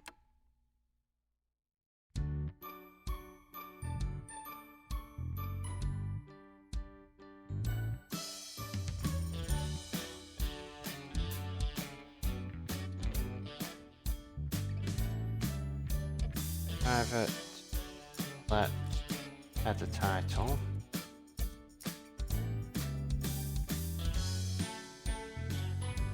Of that header title and we'll just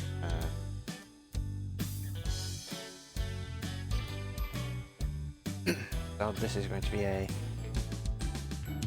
header source list node with title library. And we want a lazy var tracks source list node, which is going to be the tracks source list node.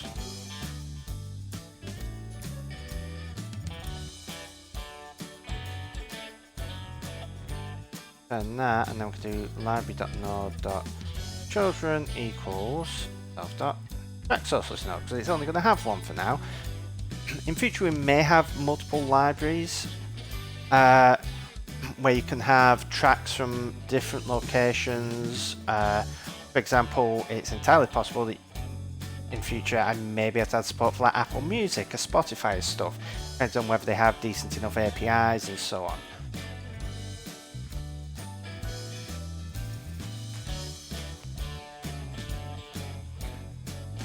Right. We're going to do again lazy var. So our next root node is going to be stream and streams source list node, which is another header source list node. And for that, we can just return a header source list node.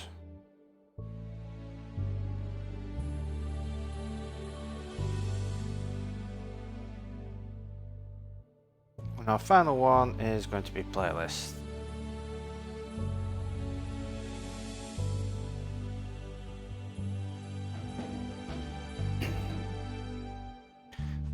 And what update source list nodes is going to do is it's going to self distribute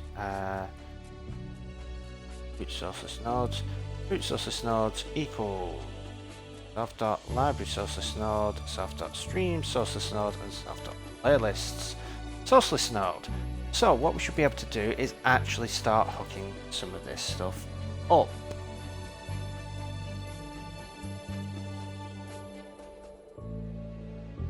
So we're going to do reload there.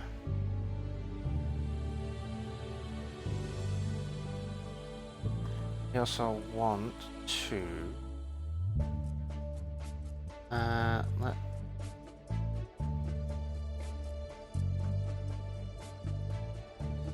subject, that should be it.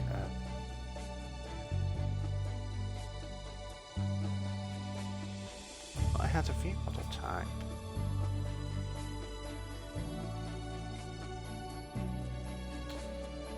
Oh, that is that. Okay. So let our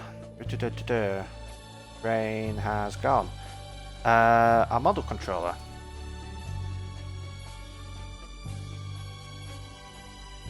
init with model controller.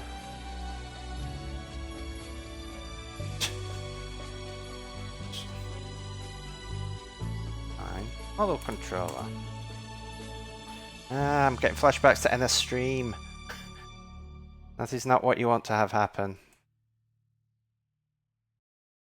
Xcode's recommending Stream over what it should be recommending.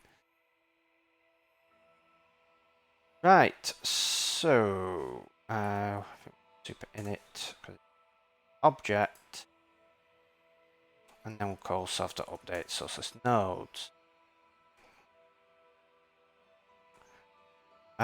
So for these, I'm going to remove them from Streamline so they don't compile and they don't conflict with anything.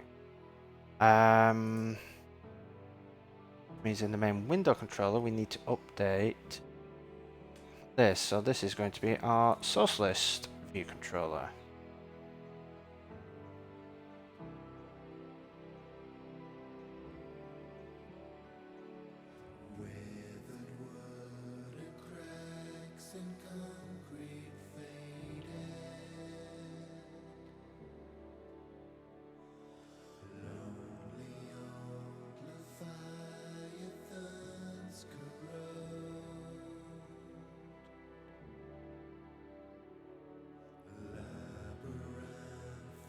And this is model. We can do that because what we can actually do here, equal red. Just do that as a default. The reason that when passing it in and storing it here is that this would make any future unit testing easier, because we can swap this with another version of this. So I always try to do that with singletons. Like if you have something where you have a shared instance, still pass it in, because having the shared instance, that's great and it makes it convenient, but it also makes it harder to test.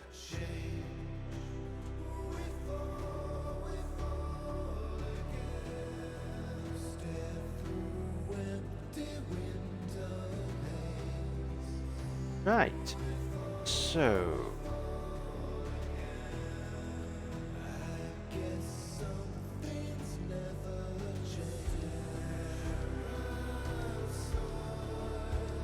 we'll leave that for now, because what we also want is a extension source list view controller, and this outline view data source. This is where things start getting fun. So I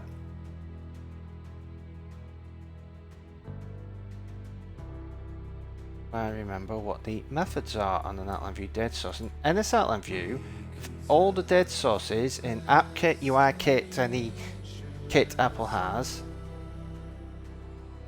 it is far nicer.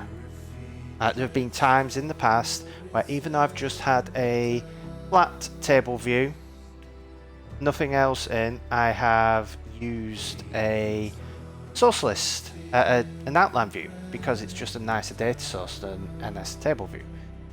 So we want number of children of item,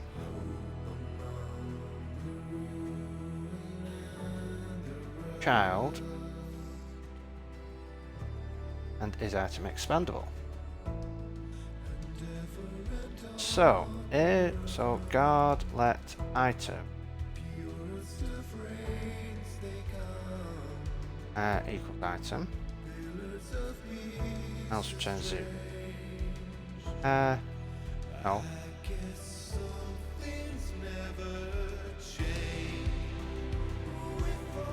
Guard let item equals item, else return self.view model dot source list nodes dot count, because when we have a nil passed in, that is for the root, so return our root. Then guard let item source node equals item as source list node, else we're going to return 0. Otherwise we're going to return source list node dot children dot count.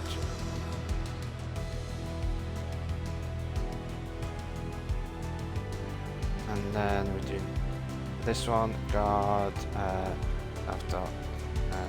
guard item. Yeah.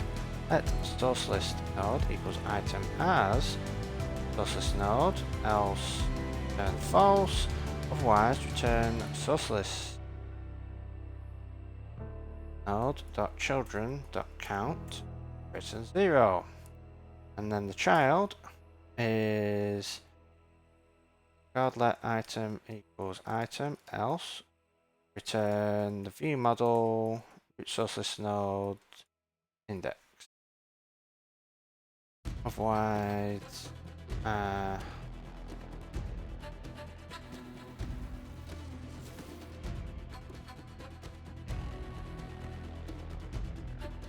that yeah, not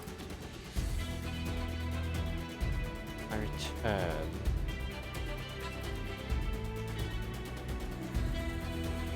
Just do a precondition failure.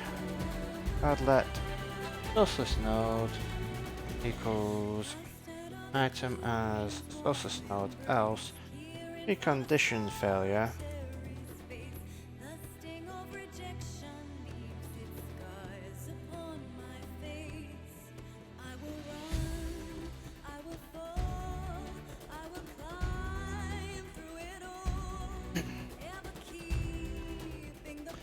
otherwise return source list node dot children dot index.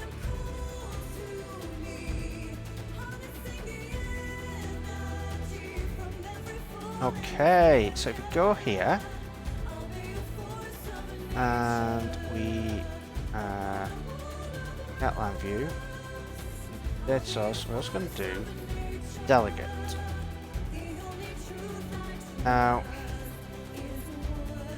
what we need to do is we're going to need a delegate method.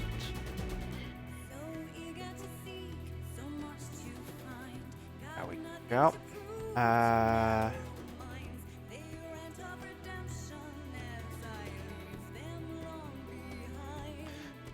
Extension. Source list controller. Outline view delegate, because what we're going to do here is outline view is group item, and we're going to return. We're going to do guard let source list item equals item node, else return false, otherwise return the cell type equals header. So if it's a header, it is a group item, which is not the same as it containing something. It is whether it is like visually shown as a group. And then finally, on outline view, view for table column, do the same again.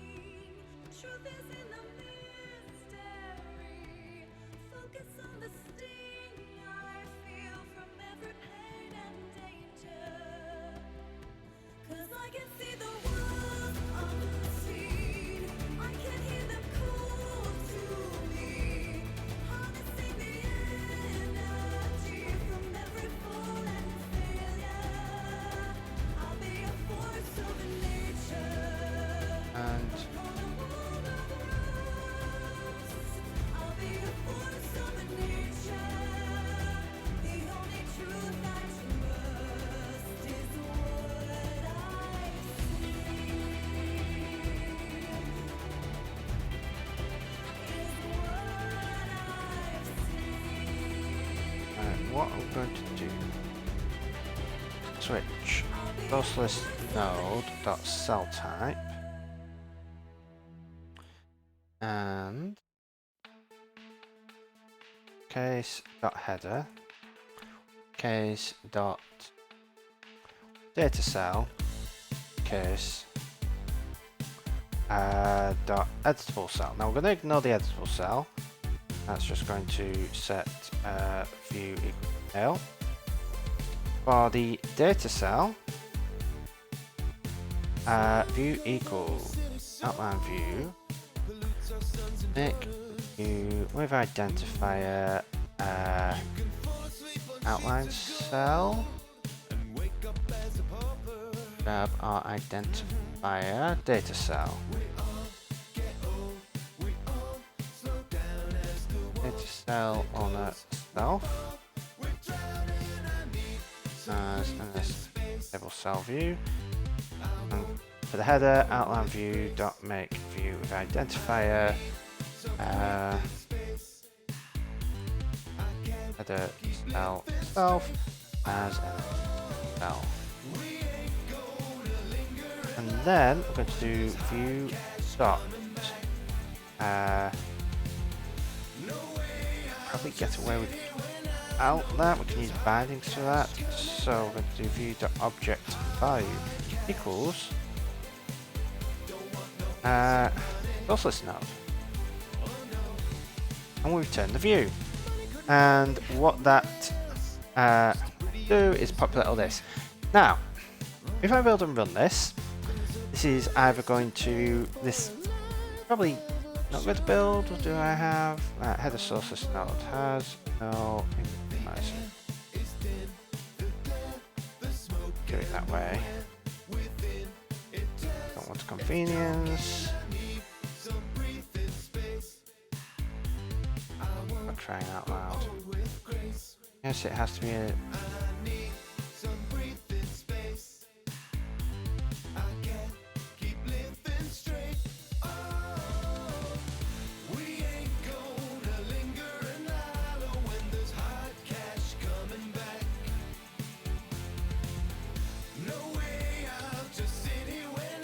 Property header title may not be initialized directly itself.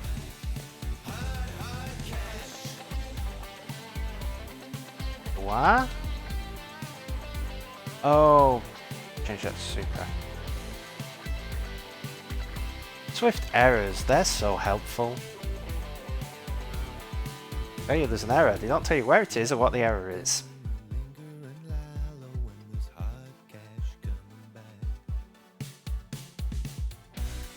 There we go. So we've got our headers. This top one can be collapsed. The others can't because there's nothing in them. But you'll notice that they just say header cell and table view cell. So how do we go and fix that? Well, quite easily. Go to the header cell and we use Cocoa bindings. So we go to this tab here that does not exist on iOS, and I wish it did exist on iOS because it is magical and makes SwiftUI largely not need it. So bind to the table cell view, good. The object value, good. To the title of that object value. So we have done that for the header cell. We're going to do the same again here. We're going to select our label and bind to the table cell, the object value, got the title.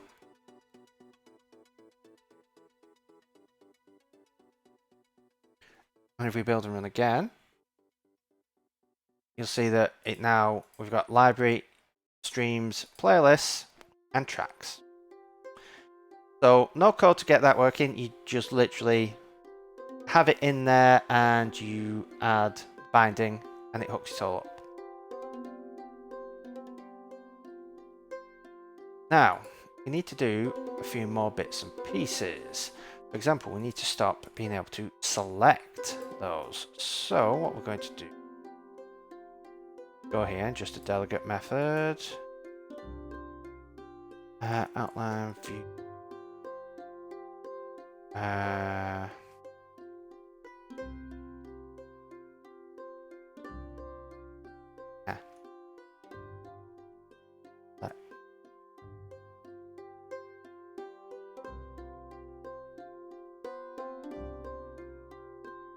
it's just a table column.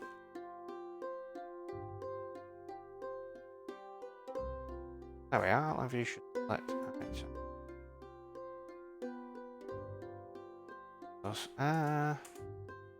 Okay. Then is group item, but we want to do the inverse of that.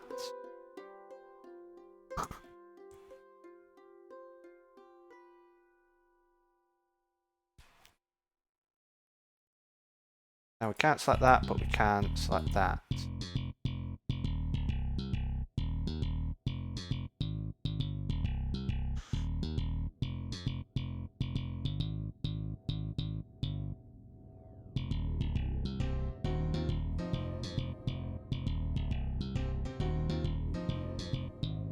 Now, what we probably want for library is to make that not collapsible.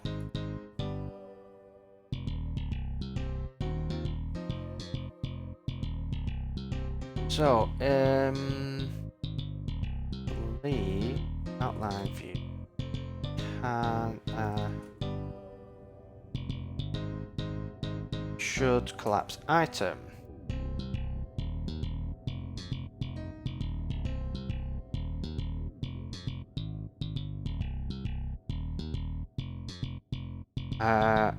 God let sourceless node equals item as sourceless node, else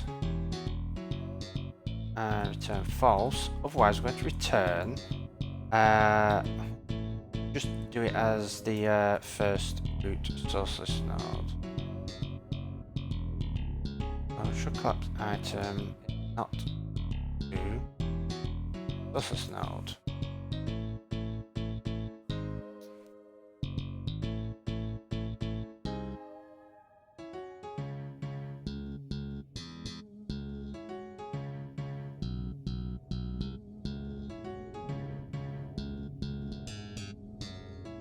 Right.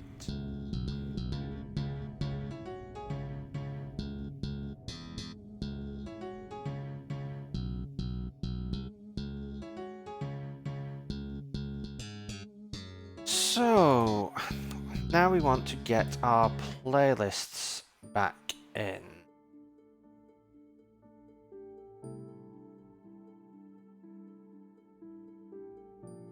Right, we're going to do self.outline view.reload data.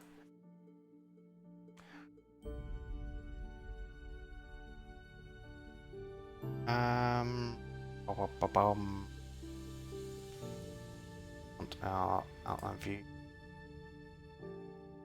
outlet. Oh, for crying out loud. Why? When? Would I the amount of times that I'm going to need to use the action over an outlet is very small.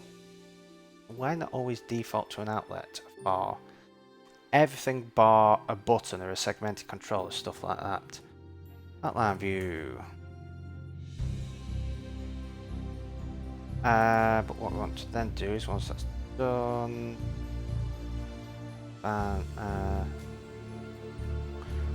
source.view model dot sourceless node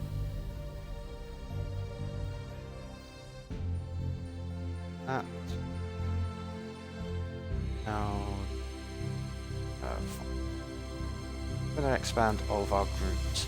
Now we're going to change that in future because when the user persists, we want to actually do that, and at that point we need to use our persistent object for item methods. They basically get hold of some sort of persistent representation, and it's something that you can then convert back in so that it can calculate the item. So it is basically what it uses for persisting what should be open, but now everything is open by default. Let's have a look. Found the bug. I was using on submit for the text field to trigger the save function. I should only I've used only the save button keyboard shortcut for this. That's all right. No worries. This is why you use stuff like TestFlight, because you're never going to capture all of the issues. So you need someone else to help you find them. you only have so much capacity to see things, and it's always amazing to me how obvious certain issues are, but because you have been working on the app all the time, you as the developer are just blind to them, and then you give it to someone else and the issue just, it's like, how have you not noticed this? And it's like, and then suddenly it just appears in front of you, like something hiding in front of you the whole time, and it just magically appears, and it's just like, how have I like missed this all this time? So right, I am going to quickly run and grab a fresh drink, and then we'll get into the last hour or so of the stream, because I would like to get playlists showing. There is going to be some issues. I'm going to have to do a lot more advanced stuff here to keep track of stuff, because you need to reload particular things, but that shouldn't be too difficult to do because I've already done it once, and it is far easier to write something the second time when you have reference in another app. So we'll get that in and hopefully try and see if we can get it in for streams. So we'll see that after the break. So I'll see you later, Mr. B. And yeah, if you need any more feedback or anything more testing on the app, just let me know in your Discord and I'll take another look. So see you in a bit.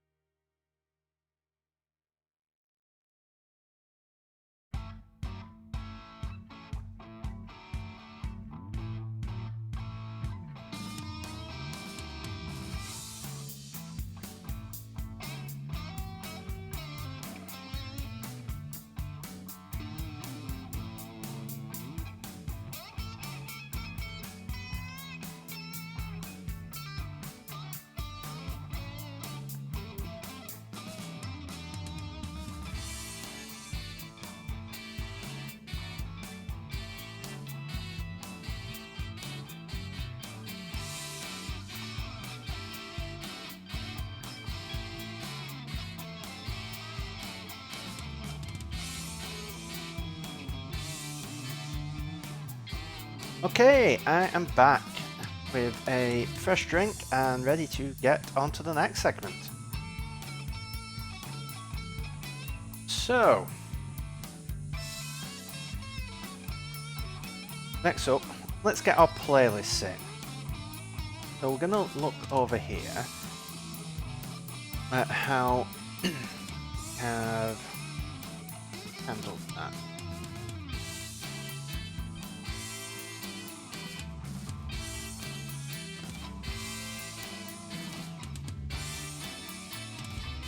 So for the model controller, we get the playlist collection. Okay.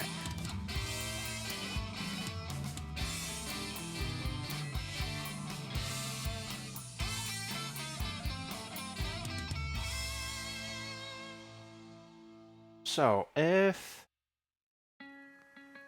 resources nodes equals drop count 0, I'm going to update the root resources.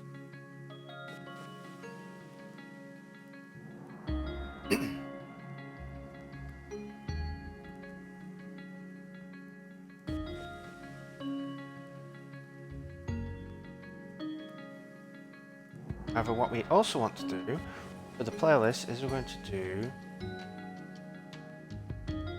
playlist model controller playlist collection for all. So for playlist there, we are going to create a playlist source list node with the playlist. Actually, no, we're going to keep it like this, and the reason we keep it like this rather than using a map is because it's going to make it a lot easier in future, because what we don't want to do is recreate these every single time. I believe if I check Coppice again,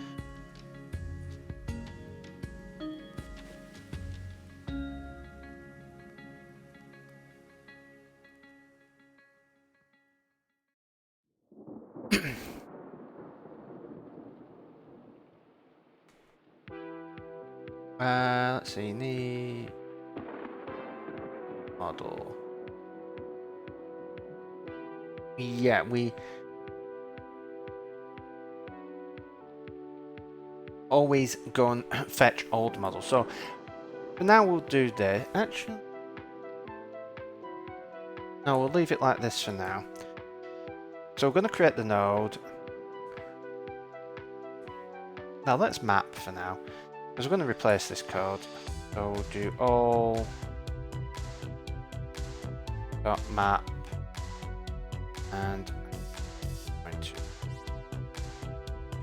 do that. $0, and we're going to do self dot playlist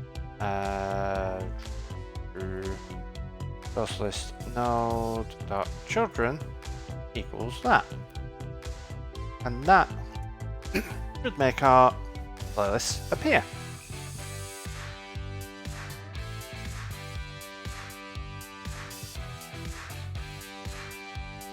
Except I forgot something.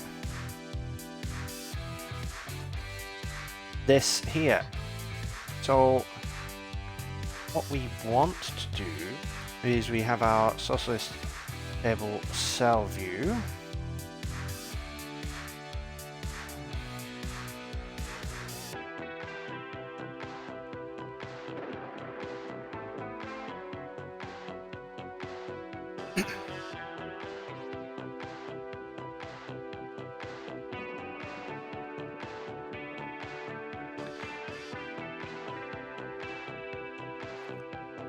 Right, so we don't actually need most of this, but what we are going to do is over here, I believe this is just, right, so we're going to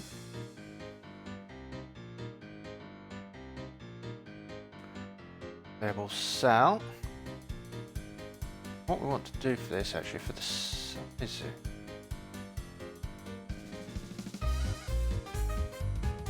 Match canvas, we want it default. Now that doesn't make a difference here, but you'll see the difference it will make. But what we're going to do here is this, we're going to make it our editable label cell. And that is all fine. And then editable to playlist. Not that one. Yeah. Outline view. Dot make view with identifier. Not value. Editable cell. Cell as a cell view.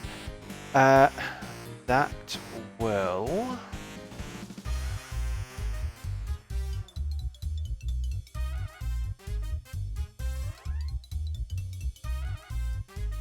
like that.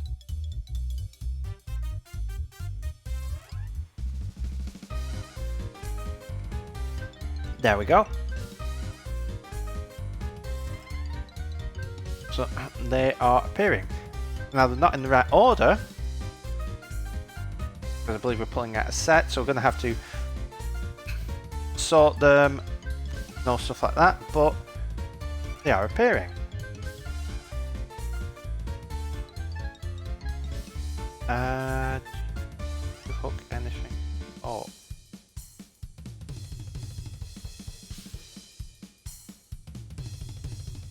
Need to.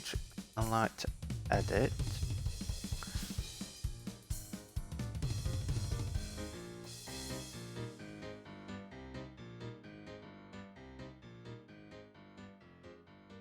Next field should be hooked up.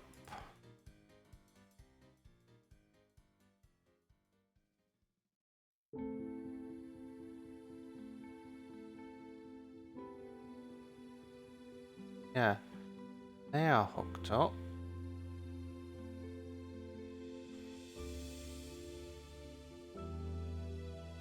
Is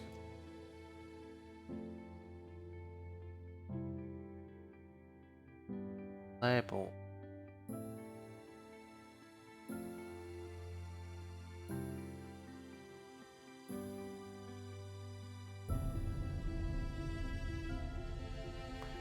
So first off, we want to allow expansion to pips.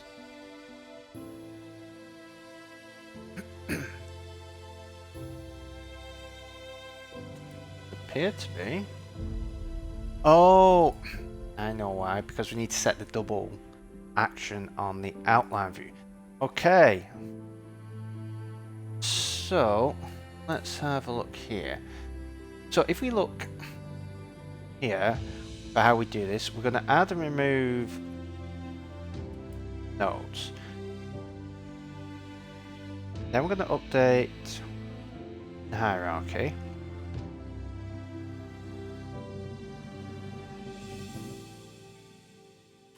Nodes by item is by sidebar item. Okay.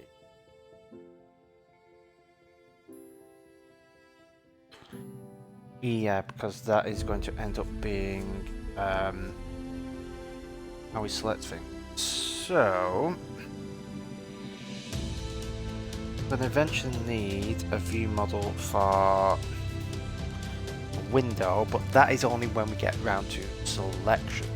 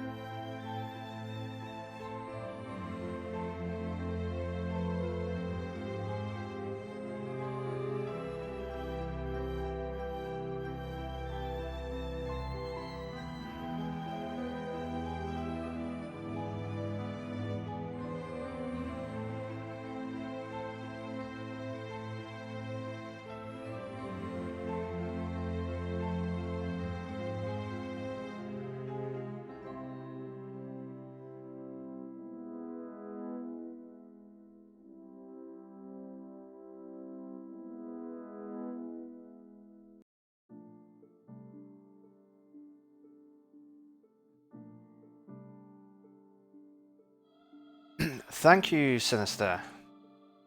I'd actually switched away, so I was literally looking down at my keyboard, looking down at the stream deck, and not seeing the icon. But the icon on the stream worked. Hey! Success!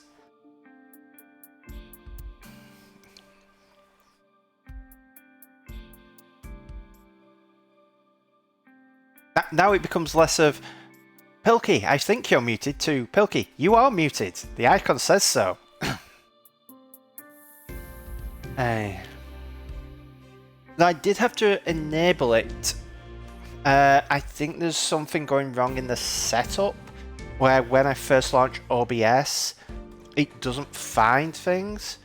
Now it may be because it's loading up OBS and the script is searching for specific items and the items aren't there initially. So I may need to tweak it a bit to work around that, but I mean the general thing works, so. At the moment it's just remembering to go into scripts and click a button.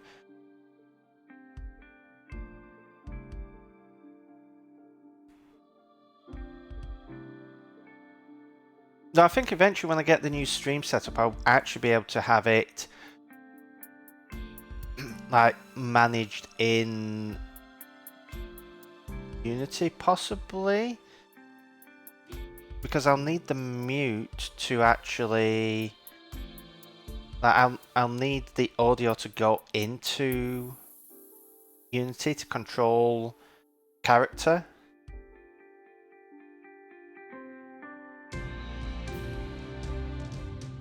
So I'd need to make sure that is hooked up and maybe the mute can connect there. We'll see when I get around to Unity stuff. Alright, so we've got a playlist. We need to get Streamline to a usable point before we can do that. So for playlist in model controller playlist collection all. Actually, do we have?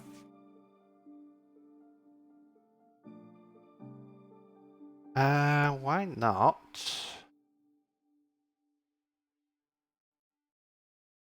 Oh, we do have sorted playlists. Playlist collection sorted playlists. There we go. So for each playlist,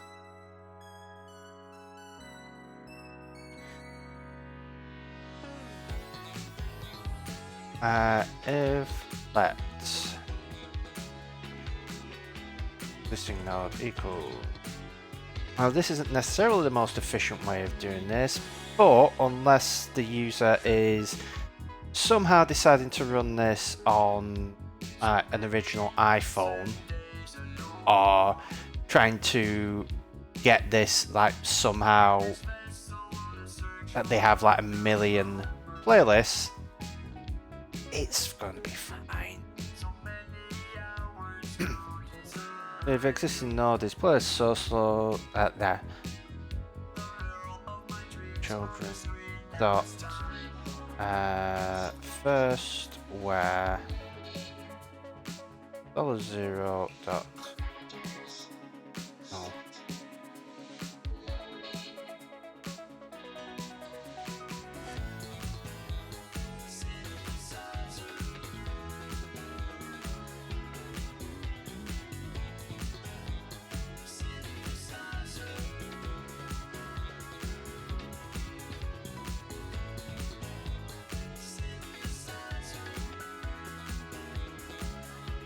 So we do that, then new playlist nodes dot append existing node else playlist nodes dot append. Oh, contents of. Why do you always default to contents of?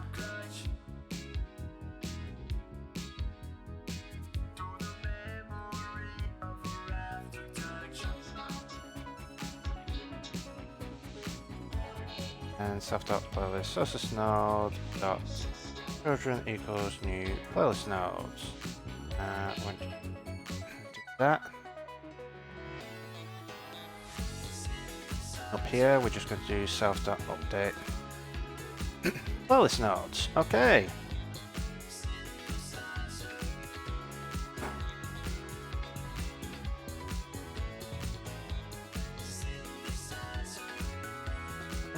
No. Oh. Okay.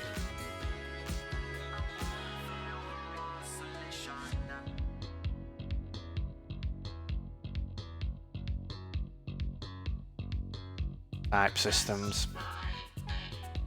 Can't live with them. Any?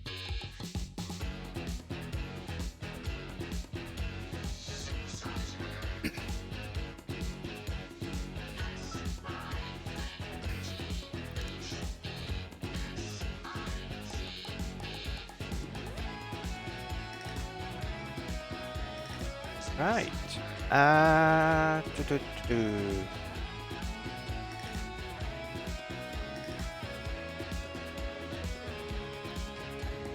We have our static nodes, we have our dynamic endos nodes. Okay.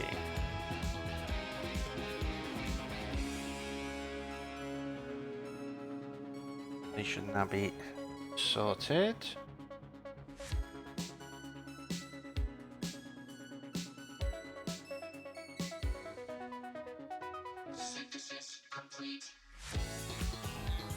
I appear to be in an infinite loop.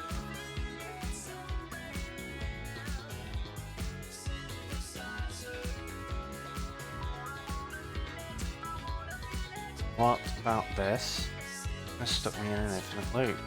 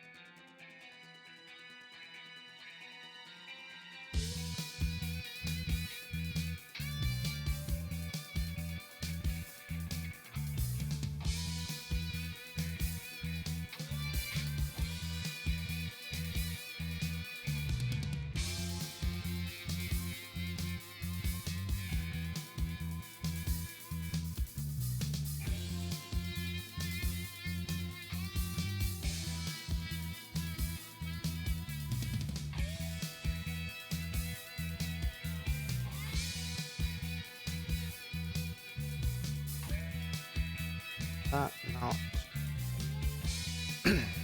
posing. Okay, now it's posing. Ah!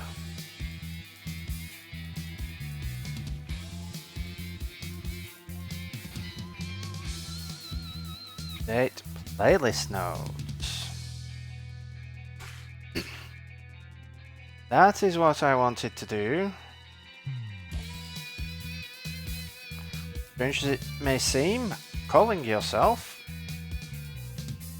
is not ideal unless you do a bunch of weird stuff in Objective-C, and in which case calling yourself does make a lot of sense. Okay, now we're sorted.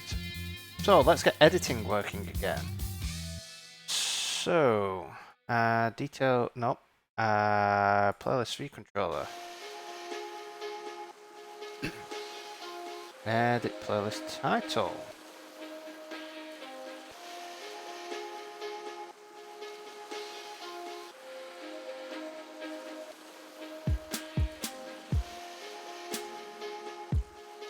So we're going to go there. And just name this edit title.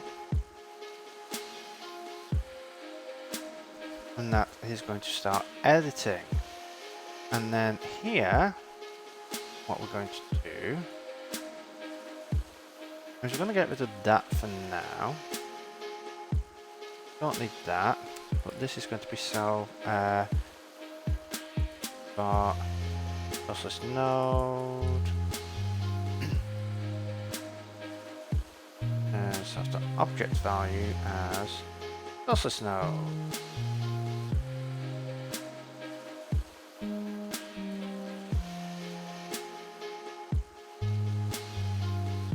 And we update that. This now abstracts away, so we can use this for streams and for playlists. We go into here, not into here, I'm going to select this, and then we can't right click drag, we've got to go here, but we're going to select double action. Drag that there, and edit title.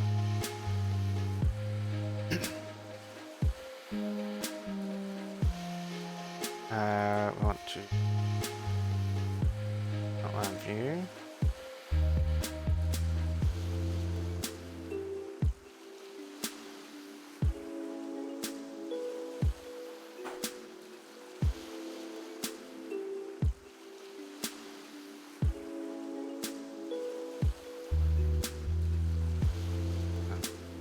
So, I can't double click that, I can't double click that, I can't double click that. Why not?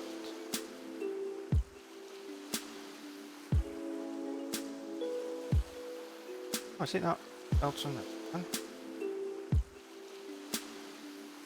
There we go. So this one, set it to 5. There we go. Now, undo redo isn't working. So, to get that working,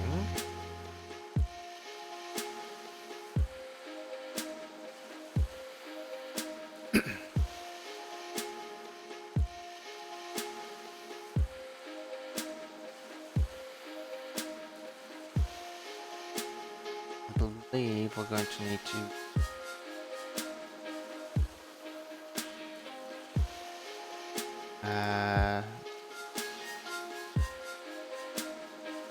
yeah, that is going to be in there because it's going to be the same for deleting and adding.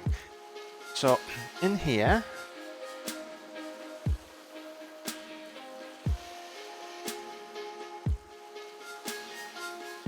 observation, do funcs, start observing, and then what we want is var playlist, playlist, a model collection playlist observation.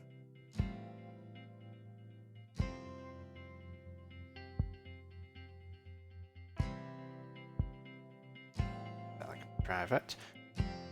And do self.playlist observer equals self.modelController.playlist collection dot add observer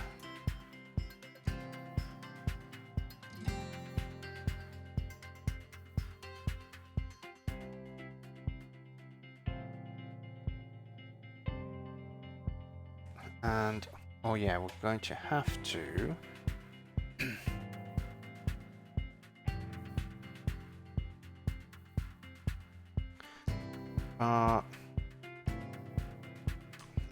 reload equals false did set object cancel previous perform target self list nodes nil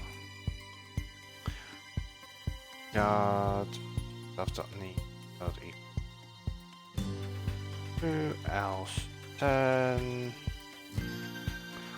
self form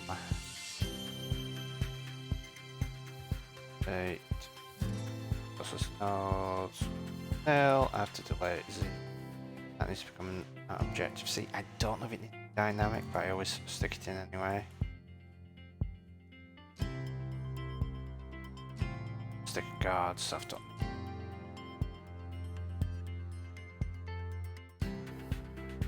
Turn. Actually,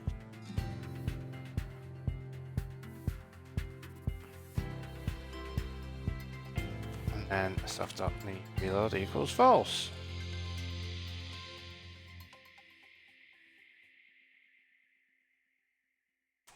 To weak self ourselves and self dot reload equals true.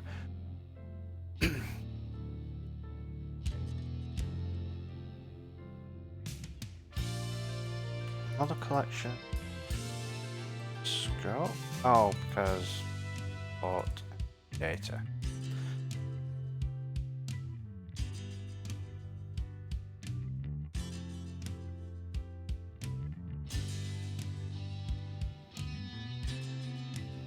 Oh. Well, now nothing's working.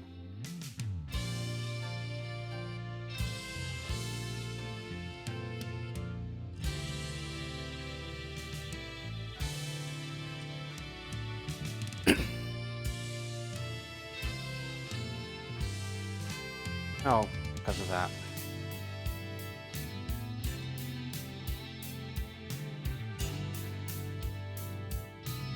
Why?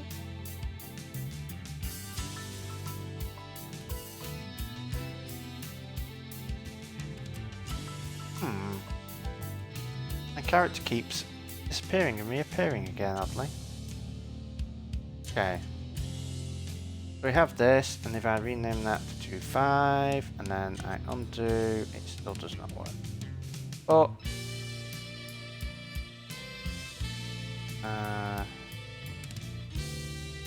okay.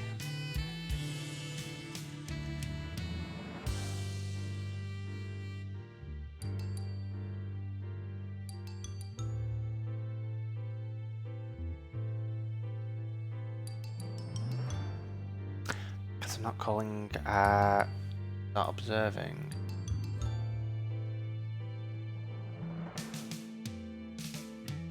So in sources controller view will appear. Music load, view will appear. I want to call super. And then what we're going to do is outline view, no, not outline view, view model, not observing. So now we're at the point we want to be. So now I can add. No, I cannot add. Why can I not add?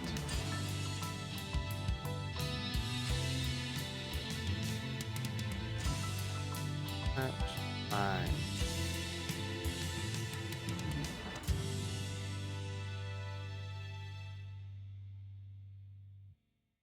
Okay, self needs reload equal true.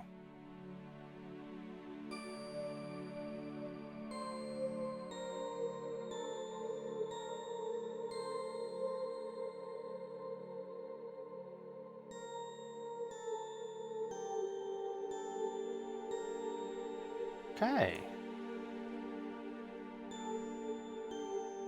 Off model controller. Playlist collection, dot sorted playlist.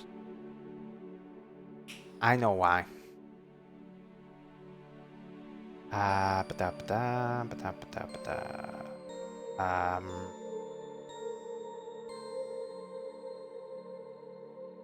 Cause that does nothing.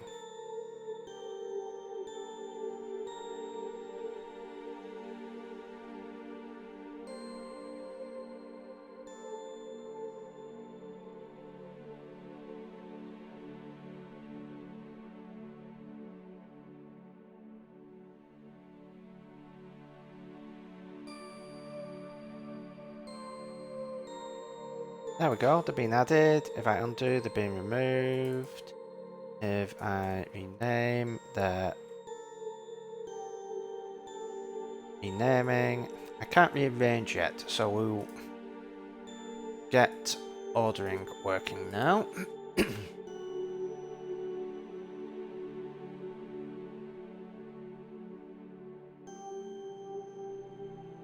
So, baseboard writer for row. What we want in our source list is var baseboard writer. And that's baseboard writer. And that's just going to return nil. Except for a playlist.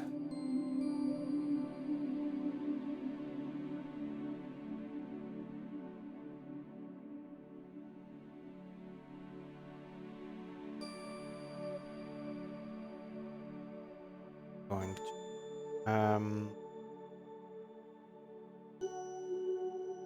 turn self.playlist ID. Not, not pasteboard item.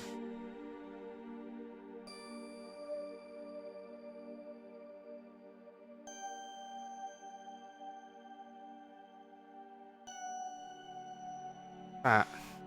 Now we'll do it pasteboard right and we'll leave it as that. So what this should allow us to do is in data source, drag and drop, pasteboard writer for item, do guard let item equals, no, source list node, item as source list node, else nil, are we returning source list node dot pasteboard writer.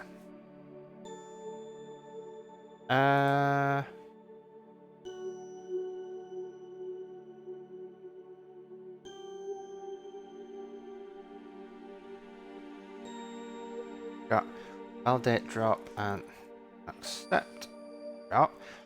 So for validate, we want to guard let types equals info.dragon pasteboard types types dot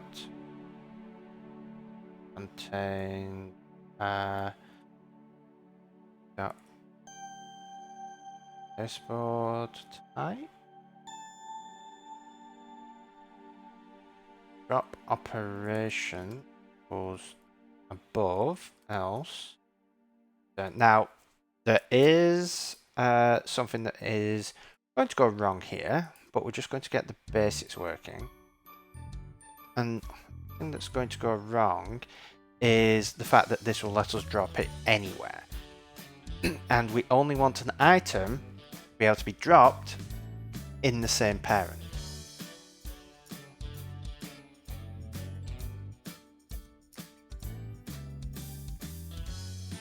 So we're going to return Eric, and then here guard let types equal types. Types contain lighting pasteboard type. Let pasteboard items equals pasteboard items. Else false.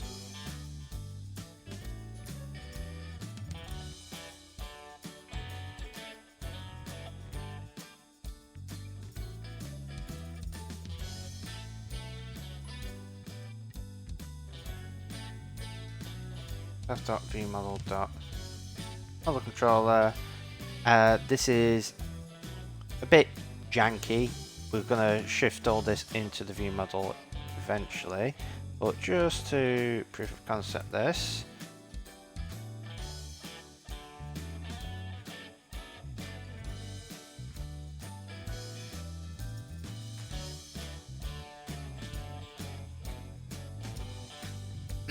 Okay.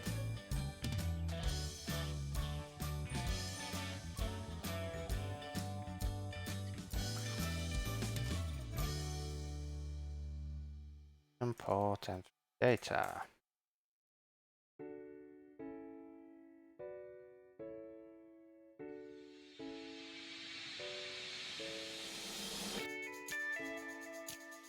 Oh, for crying out loud.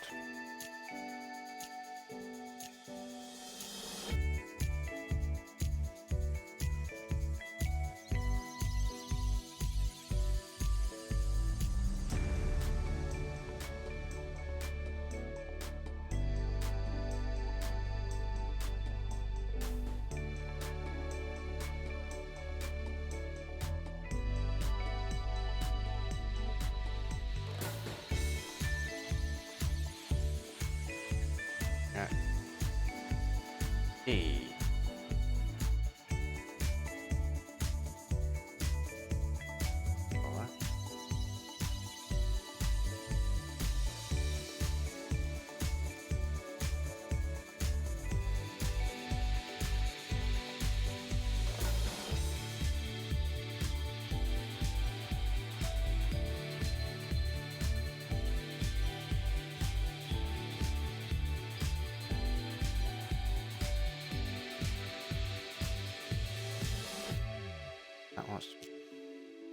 on.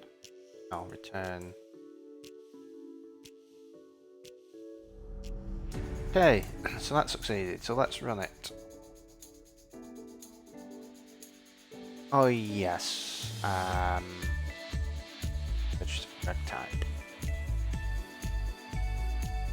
Need to remember all the components of drag and drop, because drag and drop is not basic. So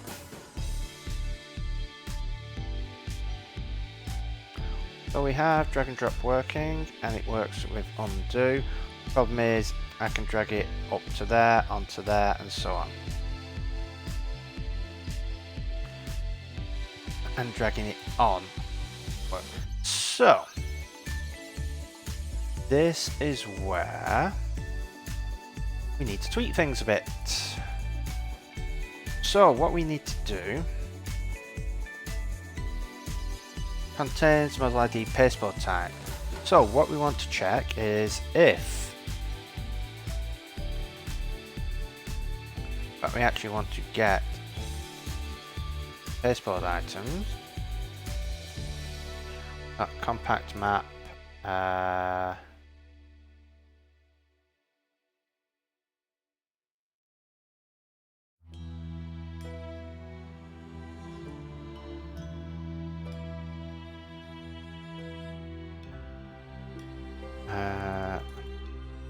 model ID pasteboard item 0.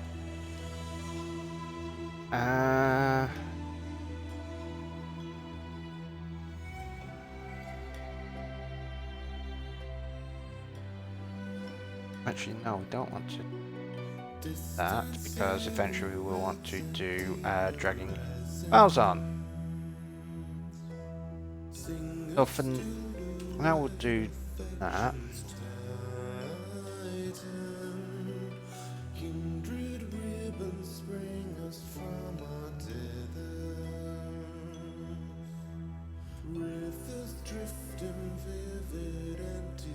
So if types not contain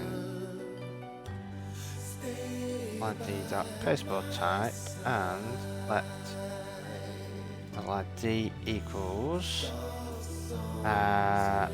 ID pasteboard item.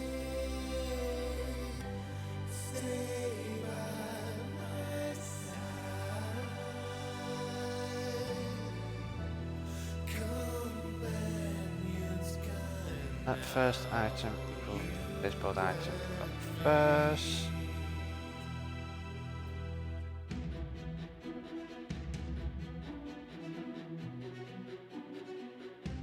Then do that, and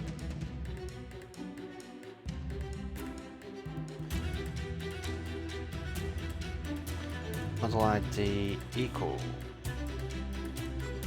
model ID dot model type equals playlist dot model type,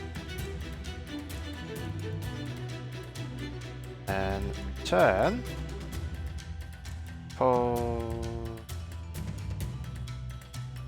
item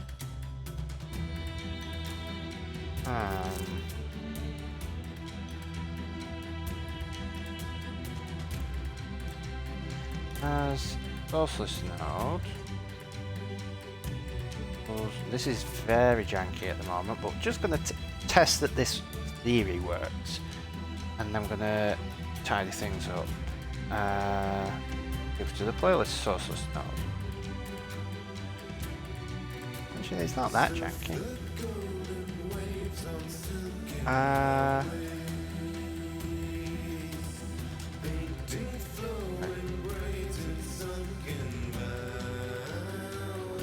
Item.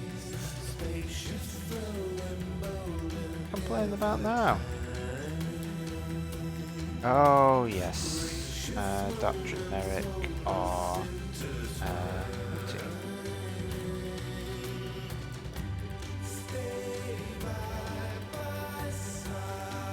so you can drag between.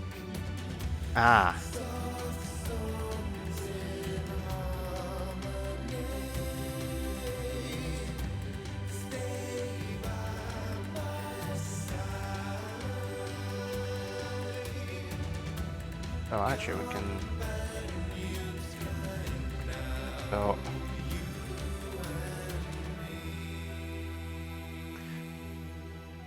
If it is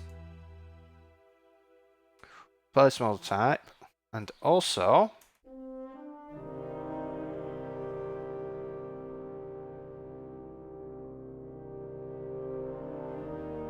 view model, not playlist sources node.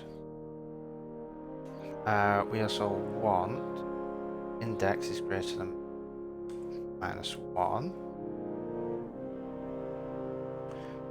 If all of those are true, then generic. So we shouldn't be able to drop onto the playlist item now. There we go. We have limited it just to playlists. Fantastic. So,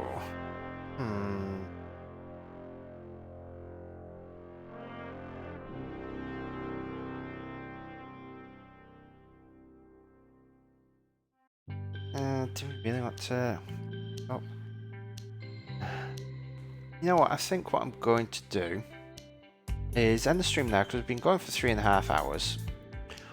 I think we'll end the stream there, and what I may do is tidy some of this up off stream and then come back Wednesday evening and do a bit more because I've got other stuff that I need to get sorted out.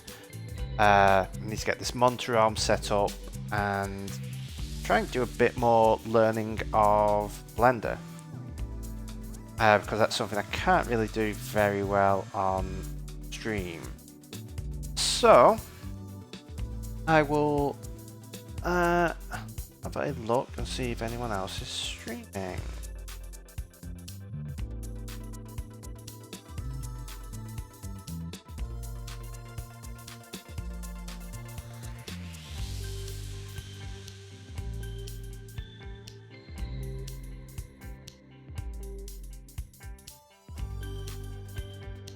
Have a look here.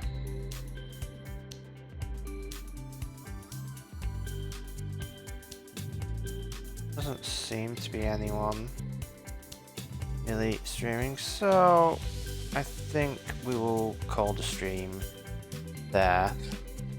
Hi Nunchi, welcome to the stream. You've arrived just as I'm finishing the stream up.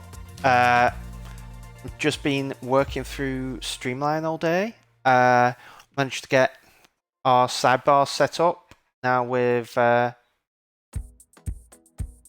collapsible section headers and rearranging and everything. So everything there is working. We're going to get our streams working as well on Wednesday. Once I tidy this up, I want to try and get it up. Yeah, it's been 3.5 hours. I started at 1. I was originally intending to start at 12, but I got sidetracked by some other stuff. But yeah, I'll be streaming again on Wednesday at 6 PM UK time, and then again this Friday. I don't know what time I'll stop. Potentially the 2 PM that I advertise, because I do need to pop downtown that morning. But we'll see. But yeah, Streamline is going along. So as I say, I'm probably going to try and do a little bit of work off stream just to tidy up some of this code. Shift some stuff over to the view model, and then I can show that on Wednesday, because ideally by the end of Wednesday's stream I want to get this. It's all working for playlists, it just needs tidying up. I want to get streams working pretty much the same way, and then I want to get a window view model in place that will actually store the current selection, and then it will change between what we actually show in this area here based on what we have selected down here. So hopefully by the end of Wednesday we'll get all that done, and then on Friday we can get it where we're adding actual songs and tracks and audio files and stuff in, and you're able to drag those to there, drag those onto playlists, and once that's done, maybe play around with smart playlists and maybe start looking at the streams side of things, because the stream side would be fun. But yeah, I mean, if we can get it where by the end of the week you can drag songs in, and we've either got smart playlists or streams started, then yeah. Yes, it is a music player. In fact, let me show you the designs, because it's a special sort of music player. It's to solve a particular problem that I have, which is wanting to stream music and to be able to switch between various things while I am streaming. So it's a music player where you'll be able to drag stuff in and have tracks, have playlists and smart playlists and so on. But you'll also be able to have these streams. And what these streams will have on them is they'll have scenes. And you'll be able to switch between scenes and set it up. So for example, a scene will have a playlist and it will be able to have a shuffle. When it ends, you'll be able to have it either stop or repeat or go to another scene. And for switching between scenes, you'll be able to say, okay, I want to switch to this scene. Do you want it to skip immediately? Do you want it to crossfade? Or do you want it to wait until the current song is finished? And what that will allow is setting things up. It's almost like a soundboard, but for music and playlists. So rather than a soundboard where you just press and it plays a sound, you can potentially have it do that, but it can play an entire playlist and then either go back to what it was on before, go to another one, repeat, and so on. So that's part of the idea. The other part is if you are streaming, I mean, this doesn't just have to be for streaming, it can also be for showing it, for doing stuff like running a D&D game, for example. I mean, this is the example I've got set up here. We have different scenes that you switch between, like an intro to the game, and then maybe you're in a town, you've got some generic music, and then you'll have some battle music and some outro music and so on. Yeah, a soundboard on steroids in a sense, but it functions as a music player. So you're going to have all your music appearing down here that you'll be able to have. Now you could set up a playlist that is just an individual song. I may have it where you can set a scene that just plays a song, so you can set this up as a soundboard. But then if I show up here, you'll also be able to set this up where you can set up a playback thing. You can set it up, this will be able to pop out into a window, if I had that, so that you'll be able to visually set up and add labels, add images and so on, customize it so that you can then pop this into a stream, like do a window capture on it. The reason this is green is that the idea is you could set it to a green background and use that to chroma key out if you have something that hasn't got square edges. But yeah, you'll be able to put this in and have this update so that you can just window capture it onto OBS or something like that. And the intent is this playback thing up here, I would like to actually have that built in using this code here. Now it will probably have a little bit of difference so that I can actually hook it in correctly, but it would be nice if it would be a case of you could literally recreate the playback thing up here down here, or customize it however you want. It will all be WYSIWYG, so you can just drag it around. So that'd be cool. The other thing that I may do, and it's probably a bit more advanced, is see if I can get it where I can have the playback go to a virtual microphone, which would be very useful because things like OBS, if you want to play music, they've got to go in via a virtual microphone. So it would be very useful to be able to have that where you have a virtual mic and it will actually play to that, so you can actually have OBS hooked directly up to the music player. And that will work for other streaming stuff as well, or any audio stuff. So that would be quite cool. Features such as ducking, so it would be nice to have it where you could have it where you press a button and it will duck the audio, so just temporarily lower it a bit for you. And obviously stuff like support for shortcuts, support for like building a Stream Deck plugin and stuff. So really just building a music player that is designed as sort of a soundboard that is for any sort of live thing that you're doing. Or it could be recorded even. You could use it for recording stuff. Set it up so it's playing stuff and you are recording to either something like OBS or maybe like Final Cut or something. Yeah, great for podcasts too. So, and the idea of having multiple streams is you could have one could be like, oh, I've got a stream that's set up for my stream now. I could have another stream that is for my D&D game. I could have another stream that is for a podcast I'm recording and so on. But basically it's just a music player meshed with a soundboard essentially, which is the simplest way of doing it, but with additional features for like streaming and stuff like that. So that is the basic idea. It's just something that I initially thought, oh, I'll build it for myself just as a quick thing.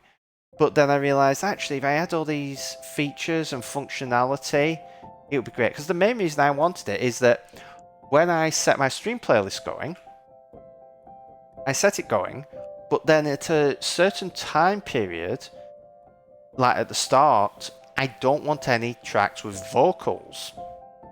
Because I don't want to start speaking when there's a track with vocals. It's okay midway through, but I don't particularly want that. So it would be nice to have that. It's also nice to potentially have it where I could have a button on my Stream Deck that if I'm going to be speaking for a long time, like now, I can press a button and it will toggle it so that it won't play any tracks with vocals for a certain period until I either switch back or until it has finished or whatever.